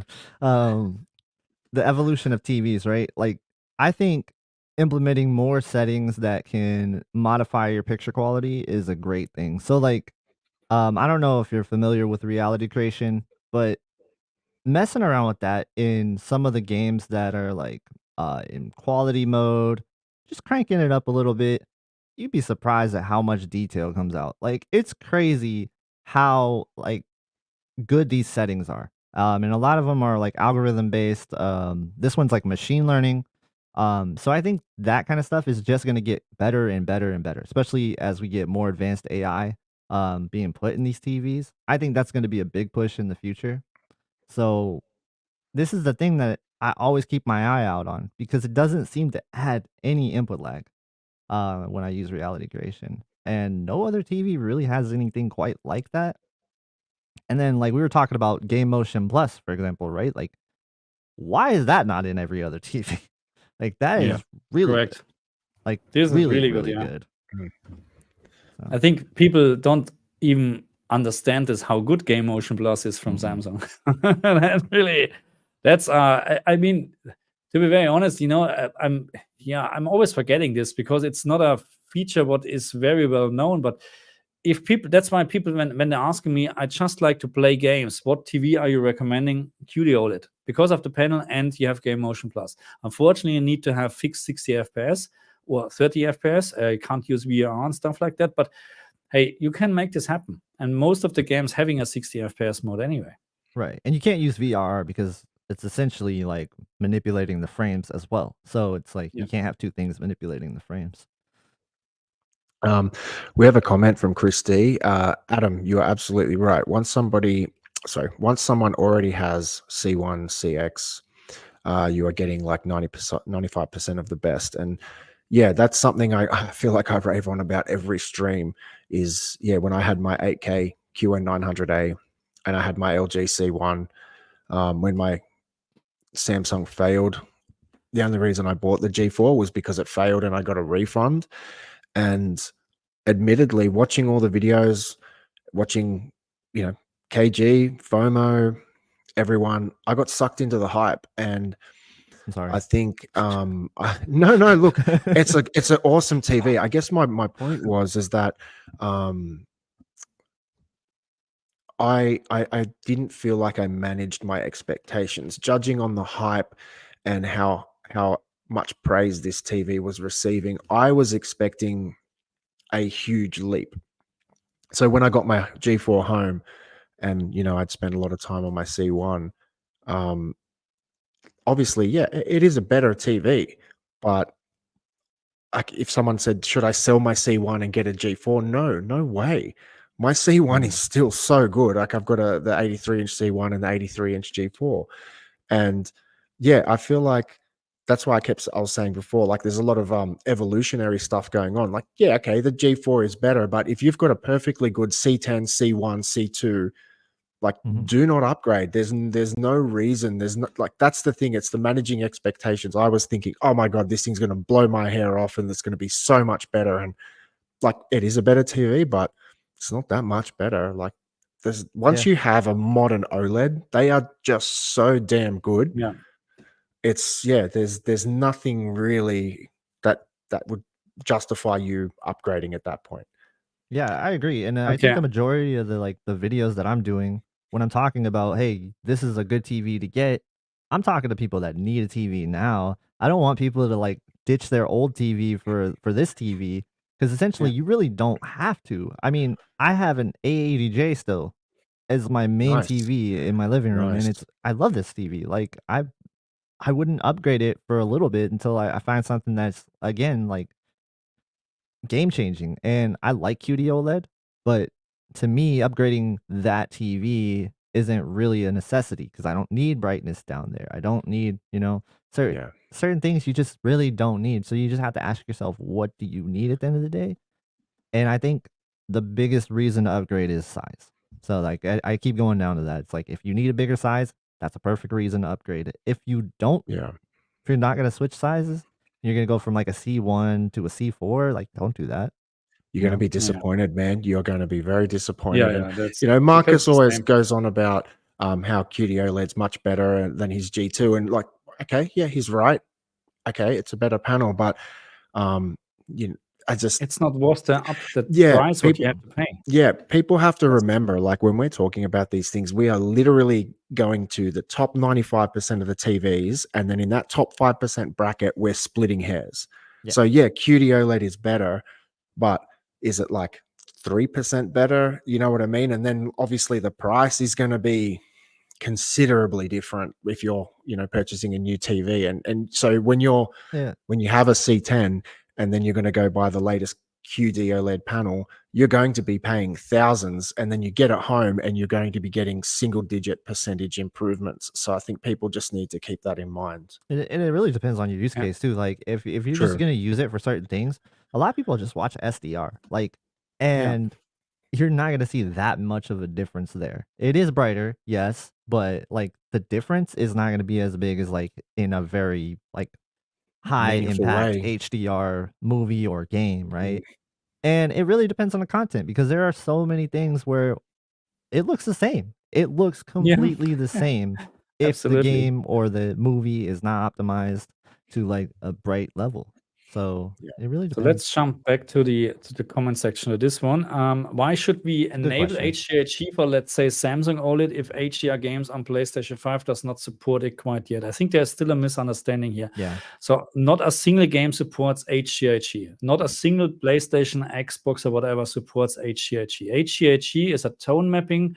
Well, it's a tone mapping format on the. It's not tone mapping, but it's a tone mapping format on the TV. And what HDR is doing, it is hard clipping at the maximum peak brightness of your TV. So hard clipping means it will not try to show anything above this value. Mhm. Okay, so dynamic tone mapping means you will have always a different average picture brightness depending on the scene. And with dynamic tone mapping on, you have a lot of clipping and specular highlights. You lose a lot of details, okay? So that's why in 99% of the games, I recommend HDR. There are some games, they're looking terrible, but this is because of how the game was made, okay? Or mastered in HDR. So, but I would always recommend to try to use HDR to have a stable HDR experience because you don't have the fluctuating brightness all the time. Yeah. So again, HDR is on the TV. It has nothing to do with any PlayStation, Xbox, PC game. Nothing at all. Right. You want to And add it's something? like if you don't have it in that, and say okay, let's go with original mode, which looks really good, right? It looks pretty much like filmmaker mode, if you use the original game preset, like on the Samsung.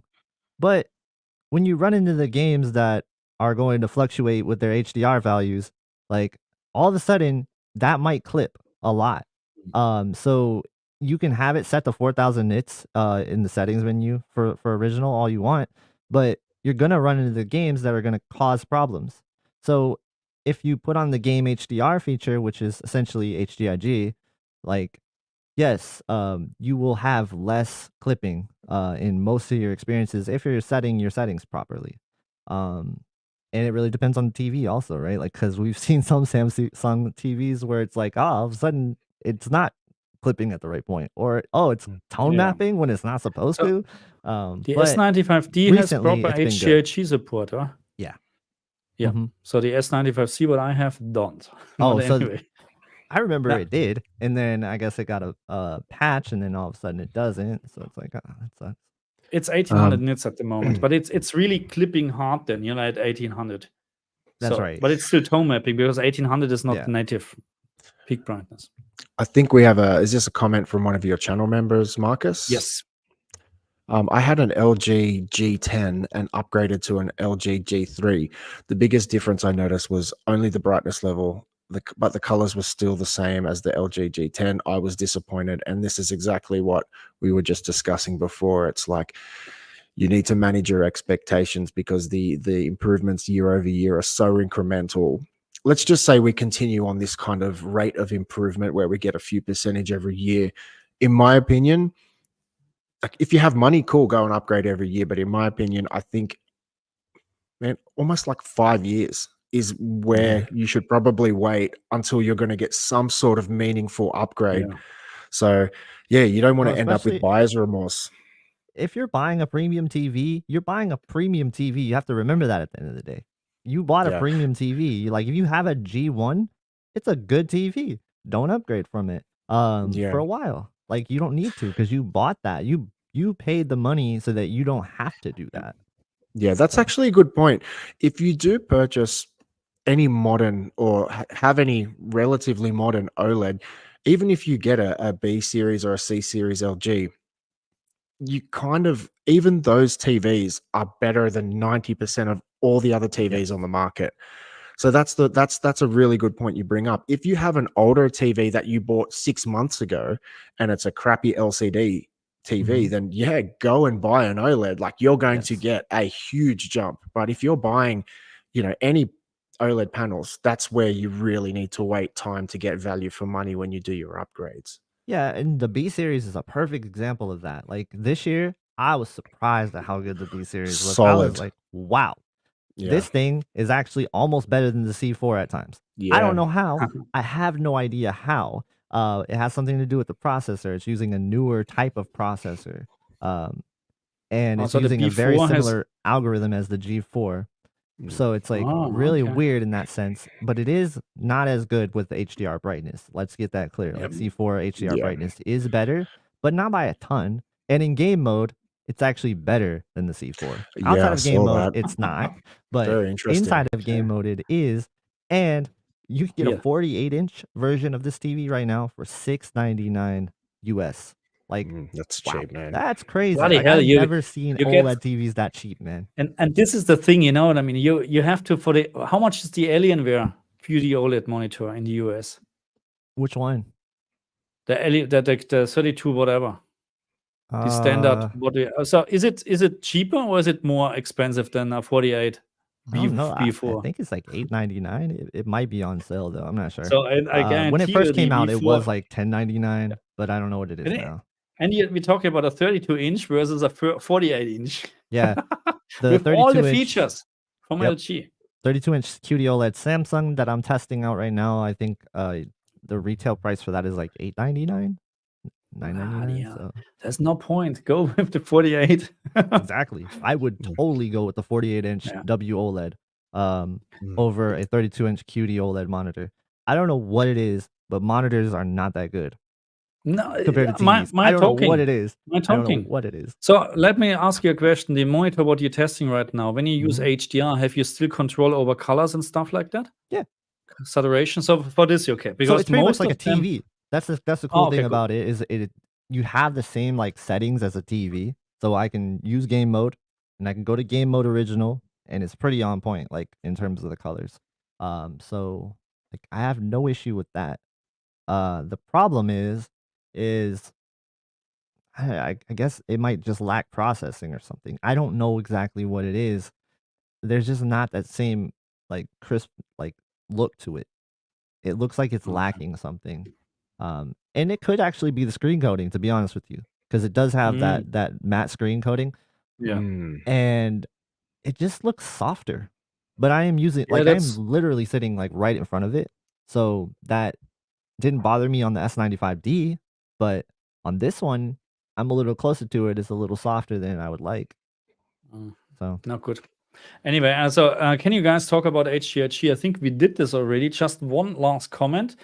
HGHG is always so. Let's make it very simple. HGHG has a stable average picture brightness. Dynamic tone mapping on will have a average picture brightness because it's always dynamic, and it will have a lot of clipping and specular highlights. And you have also sometimes maybe more raised blacks than with HGHG. So it's not really to recommend unless you play in a very bright room.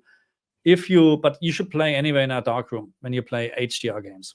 That's my recommendation. Really quick, let me just say so shout out to you, Marcus. You're working really hard right now. If you guys are appreciating all the work he's putting in, give this man a super chat. Throw him a tip, man. He is doing so much work, and he puts in a lot of work. So yeah, show your appreciation for this man. Show some love. Yeah, Marcus, he's doing really good work for the community. You are grinding hard, man. I see your videos come up and I'm like, how are you producing that many videos that quickly? So you're obviously doing something right, man. Actually. So it's really like that. And that's why sometimes it's, doing 3-4 videos, form of poor game to get them out, because it's like, no one cares if you're a week after the release of a game, you're releasing a video. No one cares.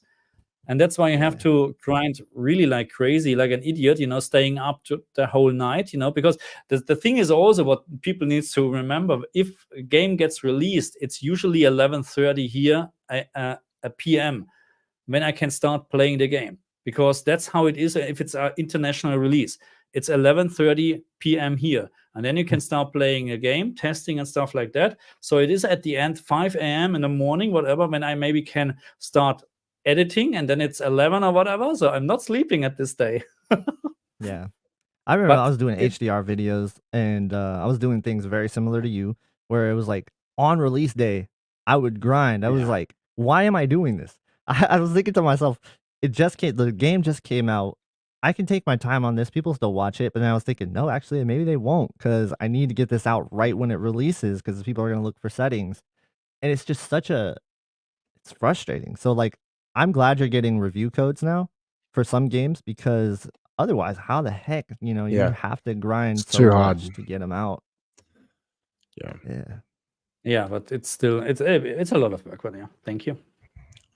So Microtix said, I had a B7 and went to a C1. Massive upgrade with 4K, 120 Hz Dolby Vision and brightness improvements. Upgraded the size too. Couldn't justify anything newer until some huge update. Perfect example. What's that, like a 4 to 5 year upgrade window there? So I'm assuming the B7 probably didn't have all those gaming features and things like that. That's a perfect example. Wait. I think, well, the OLED improvements have been from a B7 to today, it's astronomical. So if you've still got something like that, but that kind of goes back to what we were saying, like, roughly a 5-year window, particularly if you're already on OLED, is probably where you should start looking. That's where you're going to start being a bit more satisfied with your purchase. Any other questions, guys? Here we go. So, yes, the S95C was a big upgrade for me, and I wish Marcus would pay some attention to QD-OLED TVs and HDR gaming reviews like he does with LG OLED TVs. So, in general, my HDR recommendations are very basically so that when I'm reviewing a game in regards of HDR, this is actually I try to cover all.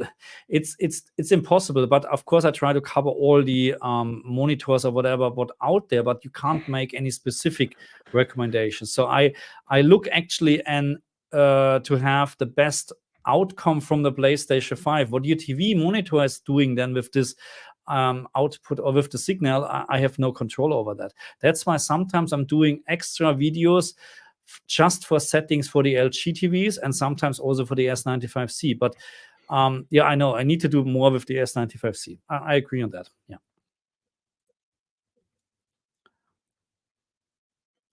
I don't know when I can do that. I really don't know.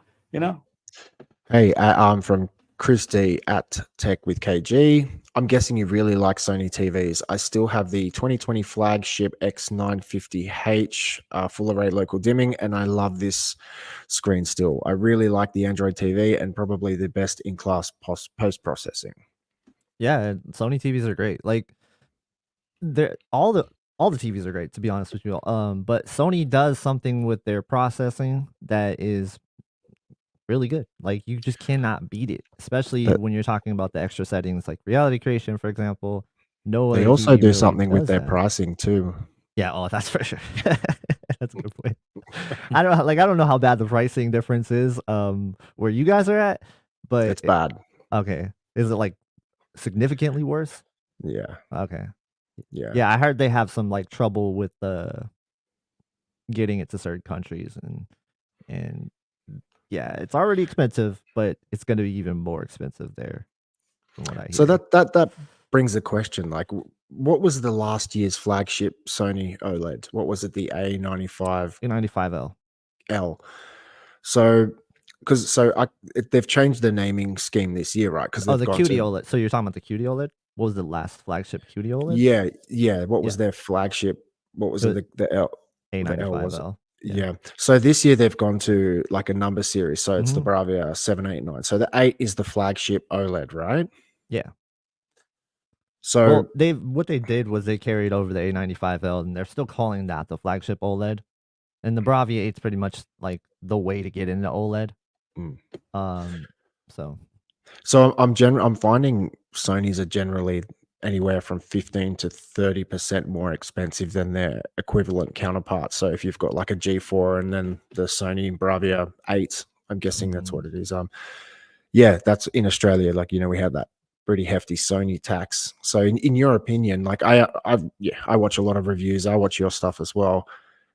Obviously people are saying, it's got heaps better processing and like they just have all these little features that they add in and, you are getting that little bit of an edge on the picture. But in your opinion, if you were to put them side by side and you say, oh, this one's 30% more expensive, is it worth the extra money to go to a Sony? That's tough because I would say generally no, because it depends on what you compare it to. If you're like, I don't want to buy a Samsung, and you're looking at a C4 and like a Bravia 8, for example, and this is gaming specifically, since this is a gaming channel, let's talk gaming. The C4 game mode, right? It's kind of lackluster compared to the other OLED TVs. We just have to be real honest with this. Like, lacks a little bit of color brightness. Brightness in general just isn't as good. For whatever reason, the Bravia 8 is looking just significantly better than the C4 in game mode. Outside of game mode, C4 looks better than the Bravia 8, but that's more just in terms of brightness. Processing still better on the Bravia 8. I just think that when it comes down to comparing the TVs right now, there's a elephant in the room, and it's QD-OLED, right? Like, when you can get a QD-OLED for the same price as a W-OLED, that's for gaming. You just have to go with a QD-OLED. You just Even have to over a go that route. G4? So in that circumstance, S95D over a G4 for game mode, in my opinion, it's close though. The G4 is definitely close to the S95D. You have more like fine-tuned controls, like you want to get rid of some of that black level rays.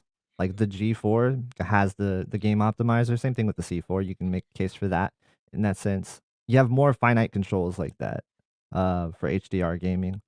And maybe you do need that in this case. But if we're just talking about pure ability, I think like the S95D is the best gaming TV in terms of picture quality. The G4 is not too far off though. And A95L is right there as well. So yeah, from my experience, I've always found Sony to be the least gamer-friendly TVs, particularly over the last few years. You know, they've always been behind with their chipsets and things like that, and they haven't been able to offer, you know, even having 2 HDMI 2.1 ports. Like, what's with that? I just think that's silly. It's But just like they don't make their own parts. So yeah, that's the biggest thing. That's why they still have 2 HDMI 2.1 ports only. Well, man, they get everything else from either LG or Samsung. Why don't they just get a chipset from them too? Like, they're buying their panels from I don't them. know. So anyway, Marcus, go ahead with the next one. Sorry, man. Nah, we need to. So because we coming close to 2 hours, and I would like to keep it at 2 hours. So we just should jump on a couple of comment sections or questions quickly. What do you guys think of contrast enhancers? Make some HDR titles look really good. I'm not using it. It's depending if you like it. It can look better. It can destroy the picture. It depends on the game. Depends on the movie. I'm not using it at all because I like to have. I need it how it was made, actually. You know, how the developer actually decided how to do the picture, because contrast enhancer is really bad in terms of that.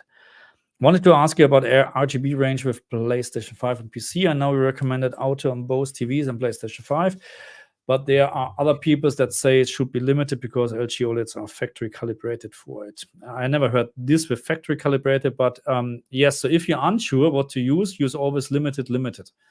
Never ever use full, because the problem is with PlayStation.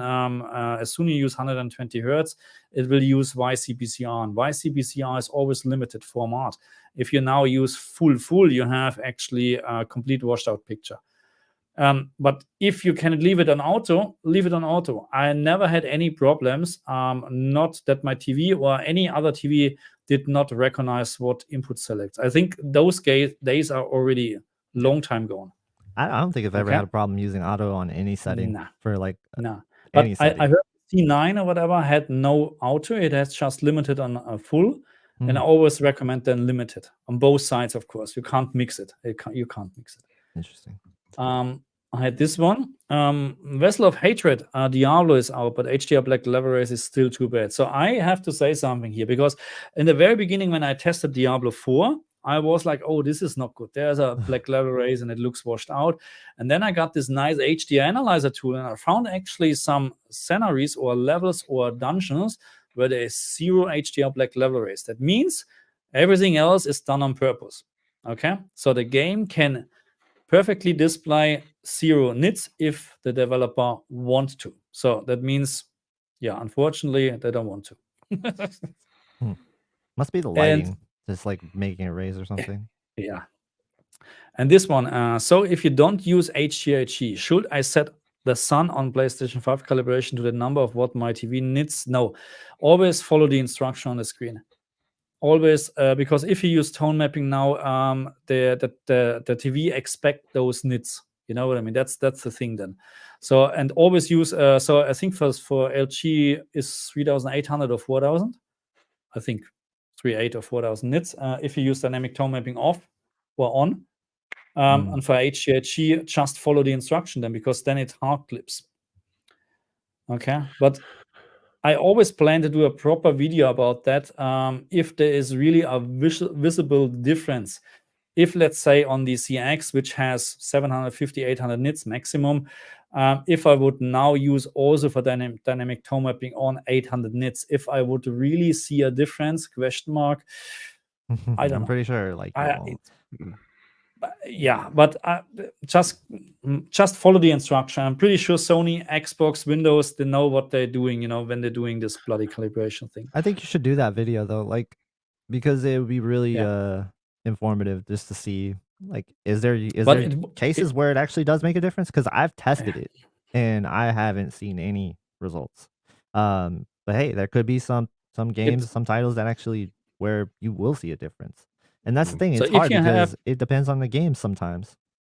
What you're testing. So if you have a game, let's say this supports the HDR system level calibration, and it also is doing then the tone mapping on the game or the console, I can see that maybe because you increase now the maximum peak brightness, you will also increase the average picture brightness, probably.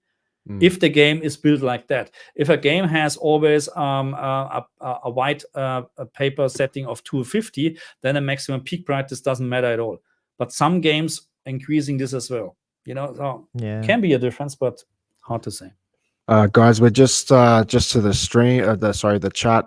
We're wrapping up in about 9 minutes. So if anyone's got any last questions, please send them through. But we have one for KG here. Do you think the S95E next year will continue with matte finish panels? Man, I do, because like I think Vincent had a video out where they were previewing some of the improvements that they're making, and it sure looked like they still had that kind of coating on it, but like they're doing some things to make the black levels a little bit better. I don't know though, right? They could totally ditch it. It could just be like one of the things they showed off. I hope they do both. Like, let's get one that has it, one that doesn't have it, because there is use cases for it. But yeah, it's hard to say. That's good. Is there a way we subscribe can do a fundraiser so we can get a Sony A95L or Bravia 9? Oh, that would be cool, man. But yeah, I don't know how that's okay. Work. All good. Yeah, that's one thing. I don't know about you guys over in the States, but at least for myself, I guess Marcus is probably in the same boat. We have to buy everything we work on. Like, we don't have any contact with any of the brands. So every time we review a TV, it does cost us a lot of money, and it's tricky because, you know, we might go out and spend $1,000 plus $2,000 on a TV, and then, you know, it bombs on the reviews, and it's not much a return on that investment. So as much as it would be cool for people to chip in and buy TVs, I'm actually at the problem where I've got a video coming up with Marcus, as I mentioned earlier, and I'm purchasing 3 TVs, and it's like, well, what do I do with these 3 TVs at the end? I don't have a use for them, and I can't take them back. So it's do you guys have any contact with vendors over there, or do you do your own stuff as well? You have to purchase everything. Some manufacturers do like review units, but for me personally, I only got like contacts with like 2 people and I barely get review units, so it's kind of a struggle to get units in. And for you, like, I would say if you can't sell it, man, that's gonna be rough. Like, I don't know how else you would do it. So it's gonna be tough. No, look, I don't know if there's contacts there that you can get in contact with though, but I don't know what the scene is like there. But you'd be surprised. Just do some cold calls, reach out. Like, the difference is a lot of the main brands, like the top dogs, Sony, Samsung, LG, by the time we get the you know, the G4 and all the 2024 models, they've been out in America for 3 months and there's a million reviews. So there's no point in us getting our hands on them. So the only thing we can do is our local TVs here. So stuff that's Australian exclusive. So yeah, it's a bit tricky, but it's the game. Kangaroo brands. Yeah, it's just the game. Here we go. Yeah. A final question. All three of you have a TV behind you. What is that TV? Well, I'll start. I've got this. I'm in my studio. This is my cheapest, nastiest, biggest TV. It's an 86-inch Samsung. Was it UR8050? So, man, it was like, LCD. Oh, look. It was like I said. It was my studio. This is where the boys hang out. We just wanted the biggest, nastiest TV to watch sports on. So it was. I think it was like $1,400. Just say you're broke. Just say you're broke. That's all. Yeah, man. But it's it's for the money, you know. You're right. Watching sports. No, I absolutely agree. I'm bigger, just better. Kidding around, you know. No. It's cool, man. But I'm just saying, like, yeah, for that purpose, man, and big ass nasty 86-inch is so good for sport. You don't need, you know, anything high end for that. But yeah, how about you boys? So what's behind you, KG? Oh, this is a LG G5. It's not out yet, but LG sent it to me because I was saying so many nice things about LG. They're like, "Hey, we'll just give this guy a G5 to test out." So that's what just it is. The G5. They asked me about some input for the G6. No, it's a Hisense U8N. Okay, yeah, nice. Cool. Okay, and here we have the LG G2. Nice. That's it. Yeah, you guys overpay for everything. Yes, not for like, everything. it looks we like can have spiders for free everywhere. Yeah, we really do. Let's take this one, the last one. Okay, gaming question. What do you think about the current Ubisoft case? Oh my God, no. Okay, I don't want to go this. No, but I think well deserved. All good. Okay, thank you. Did you get I don't know. Did you get a lot of feedback from that last stream or something? Or it was, it was funny because I think I need to show you this. So first of all, the people, you have a 50-50 thing, and you have not a normal. You can't. It's just crazy, you know. Just don't want to go into this, but I took the stream down for a reason, you know, because it was too hated. Because people are just stupid, absolutely stupid, both sides, full stop. You know what I mean? Did you cut the stream early? Did you? You cancelled it early? No, I didn't let it up. So we finished the stream as normal, but I usually the stream stays up, but in this case I took it down. I went looking for it. I couldn't find it. I was wondering what was going on. Then that's fine. I will never do this again because it's just stupid. You can't do this on a gaming channel. Trying to talk about a topic like this and I expect a normal conversation. It's like it doesn't work. Doing a PS5 versus Xbox stream and expecting it to like it's even not worse, be you know. Yeah, so like PlayStation 5, Xbox is not as worse as. Yeah, you're bringing politics into it all of a sudden, and you bloody hell. And I was just asking normal questions to understand. I thought it was a good stream overall, and I thought it was tame, and I think people were like super overreacting. So yeah, and it was really fun because when you look at your analytics then, and I lost on this day apparently 70 subscribers. But the next day I gained 280. I don't know what went wrong, but it actually helped somehow. I don't know what went wrong, but maybe some people came back because they realized, hey, that's stupid to unsubscribe from some just because he has a different opinion, maybe. But anyway, too much politics. We could all probably speak to this. Like I uploaded a video a long time ago, which was the Samsung Neo QLED versus an OLED, and in that review, I said the Neo QLED was better. Man, I got death threats on that video. Dang, like I'm not even kidding. Like that's crazy. It doesn't. I'm not making that up. There were literal threats on there, death threats, and some of the comments that people made. I don't know why people. I don't know, just feel like in public people wouldn't make those comments. So I just wish people would just chill out. Like, you know, we're all allowed to disagree and that's cool. You know what I mean? We're all going to share this planet together. So there's no need to be so and it's always the same, you know, you do a video about something, PlayStation, Xbox, really doesn't matter. And you're positive about the video, you get almost 100% likes. You know? Yeah. And then you criticize something like in my Silent Hill video about the frame rate. And suddenly, you know, you have not the same. So the video is from the same quality. You know what I mean? But people don't like this. because you should just and you get comments. Oh my God, always, why are you just talking about frame rate? So why are you talking about performance, frame rate, and this? So and I was like, first of all, that's our frame rate performance video. So yes, that's why I'm talking about it. And why should we just be silent about this? Oh yeah. We shouldn't. Man, we shouldn't point this out. I've been called an LG shill, a Samsung shill, a Sony shill, a Hisense shill, a Doesn't matter, TCL because shill. it I've been depends on called the it all content this what year. you- It's crazy. Yeah. I'm like, Yeah. which one am I? Yeah. Am I like, Yeah, correct. Yeah.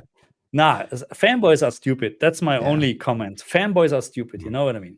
I think if you're like going for just a specific brand and that's all you're going to, you're just missing out. You're missing out, Yeah. man. You're not Yeah. doing Yeah. yourself a service. Like these companies don't owe you nothing, and they won't give you anything.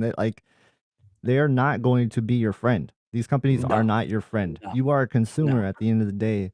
That's why we're trying to Correct. give you reviews that are like honest as much as we can, right?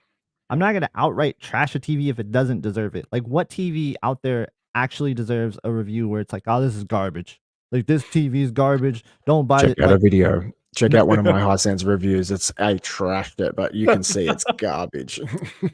right. What kind of what model was that? It's the Hisense U9G. It's on my channel, but Okay. you can see it's absolute. It's a train wreck, but yeah. I think I had the UAG and I killed it. Like, I actually buried it. So my review was so bad. FOMO actually reposted and kind of did his own review on my review on his channel a while back. So if anyone's interested in that, you can see how bad it is. But yeah, you get the fanboy, you get the shill, like, here's the bag of cash from LG for that review. It's like just take it easy, man. yeah, these If companies anything, don't pay us. they got Like, the bag I of want to tell cash. you that right now. These pay us don't. They No. don't pay us nothing. They pay us No. nothing. Yeah. Not at all. And Crazy. I also have to say, if I get review codes for games, there was never any agreement or whatever that I need to say a specific thing. Nothing at all. So, and I wouldn't do that, to be very honest. Then I would rather buy the game and I would tell you what I think about it. But no, we're not getting paid. And Here's the last one for you, Marcus. last So one, yeah, all these HDR reviews and buying those games, do you actually beat and finish those games? No, not at all. Not even close. What Wow. game is No worth time. finishing these days, though? No, I mean, look, all the games. So Silent Hill 2, my last game, what I tell, bloody hell, this is really good, really nice. I know frame it, but forget about this. You know what I mean? You get used to it, and it's really great game, absolutely fantastic. But I will not have time to play it. No, Yeah. no, that's the Marcus thing. is too busy making 4 videos a week, so he's got no No, that's time. not true. Especially yeah, if you have a job too, nuts. like a full-time Yes. job, which is crazy, Correct. Yeah. Yeah, it's wild. and a man. family, Plus- which is Plus crazy. 3 kids. I don't That's- have a family right now. Like, I mean, like not right now. I never had a family. Like, I Dude, have a family dude, right dude. now. I'm a single dude, and I don't have kids, so I'm like living my best life right now. And I have time, so that is a luxury, and I use that to my advantage. No, absolutely. And I agree recognize because other people don't, and yeah, to tell me about it, I'm like, man, I couldn't do it. If I was in your shoes, I couldn't do it. So I admire you for that. Yeah. it's Respect. crazy. It's really crazy. But you need a supportive family. I mean, the kids. I don't care what the kids thinking. But no, it's the thing. It's yeah. Anyway, let's wrap it up for today. I think this was great. Having KG on board was absolutely fantastic. So, Yeah, what thanks are for you doing joining. now? Are you going to bed or Probably stay up for another hour or two, and then why not? go Why to bed. not? Actually, I'm still editing a video, so I gotta finish editing the video, and then No then I'll go to worries. sleep. And it might be Doing 6 God's a.m. work. by the time I go to sleep. Yeah, That's the why life, not? bro. I'm telling you, that Yeah. is my life. I stay up sometimes till 6 a.m. editing. Oh my God! You know Crazy. how young I was. Wow. Was when I first of all I was unemployed when I did this. Wow. But no, it's really great if you have this freedom. You know what I mean? Bloody hell! Oh Yeah, my but God. so everyone in the chat who's joined us, thank you very much for all the comments. We really appreciate Thank it. you. join most people here I recognize every week that are doing our regular stream with us. So thank you very much for being here. And yeah, KG, man, thanks very much. If you're ever around and you Thank see you us very live much, streaming, please hit us up. You're fantastic to have on. You got so much knowledge to share. So I appreciate Always it. great to You having guys are you. always great Always to talk great. to. I love talking to you guys. Anytime. So yeah. Yep, we do this. When's the next stream? Sunday, 9 a.m. ACDT. So now we have summertime here in Australia with Ariel and probably Adam. and whoever wants to join. We have always tried to have 4 people, maybe maximum 4 people, and then Wednesday. Every Wednesday, hey, we have. Let's do this. There you go. Last I one. have to, man. Marcus, yeah, it's very close to my real name, but it's fine. It's fine. Are you going to review PlayStation 5 Pro? Yeah, absolutely. First day when it comes out. I'm not sure exactly what I'm doing. Maybe just reviewing the PlayStation 5 Pro on its own, but what game? I have no idea yet. Maybe one of the most famous game, maybe Horizon or whatever. Let's see. But I will do this. Yeah, thank you very much for the Awesome. super chat. Awesome. Well, yes, Okay. I think that will end it there. So, yeah, thank you from me. I appreciate it. Everyone who's joined us, and Tech with KG and Marcus. Thank you. Thank you very much. No worries. Okay, I'll see you next time. Bye. Later, guys.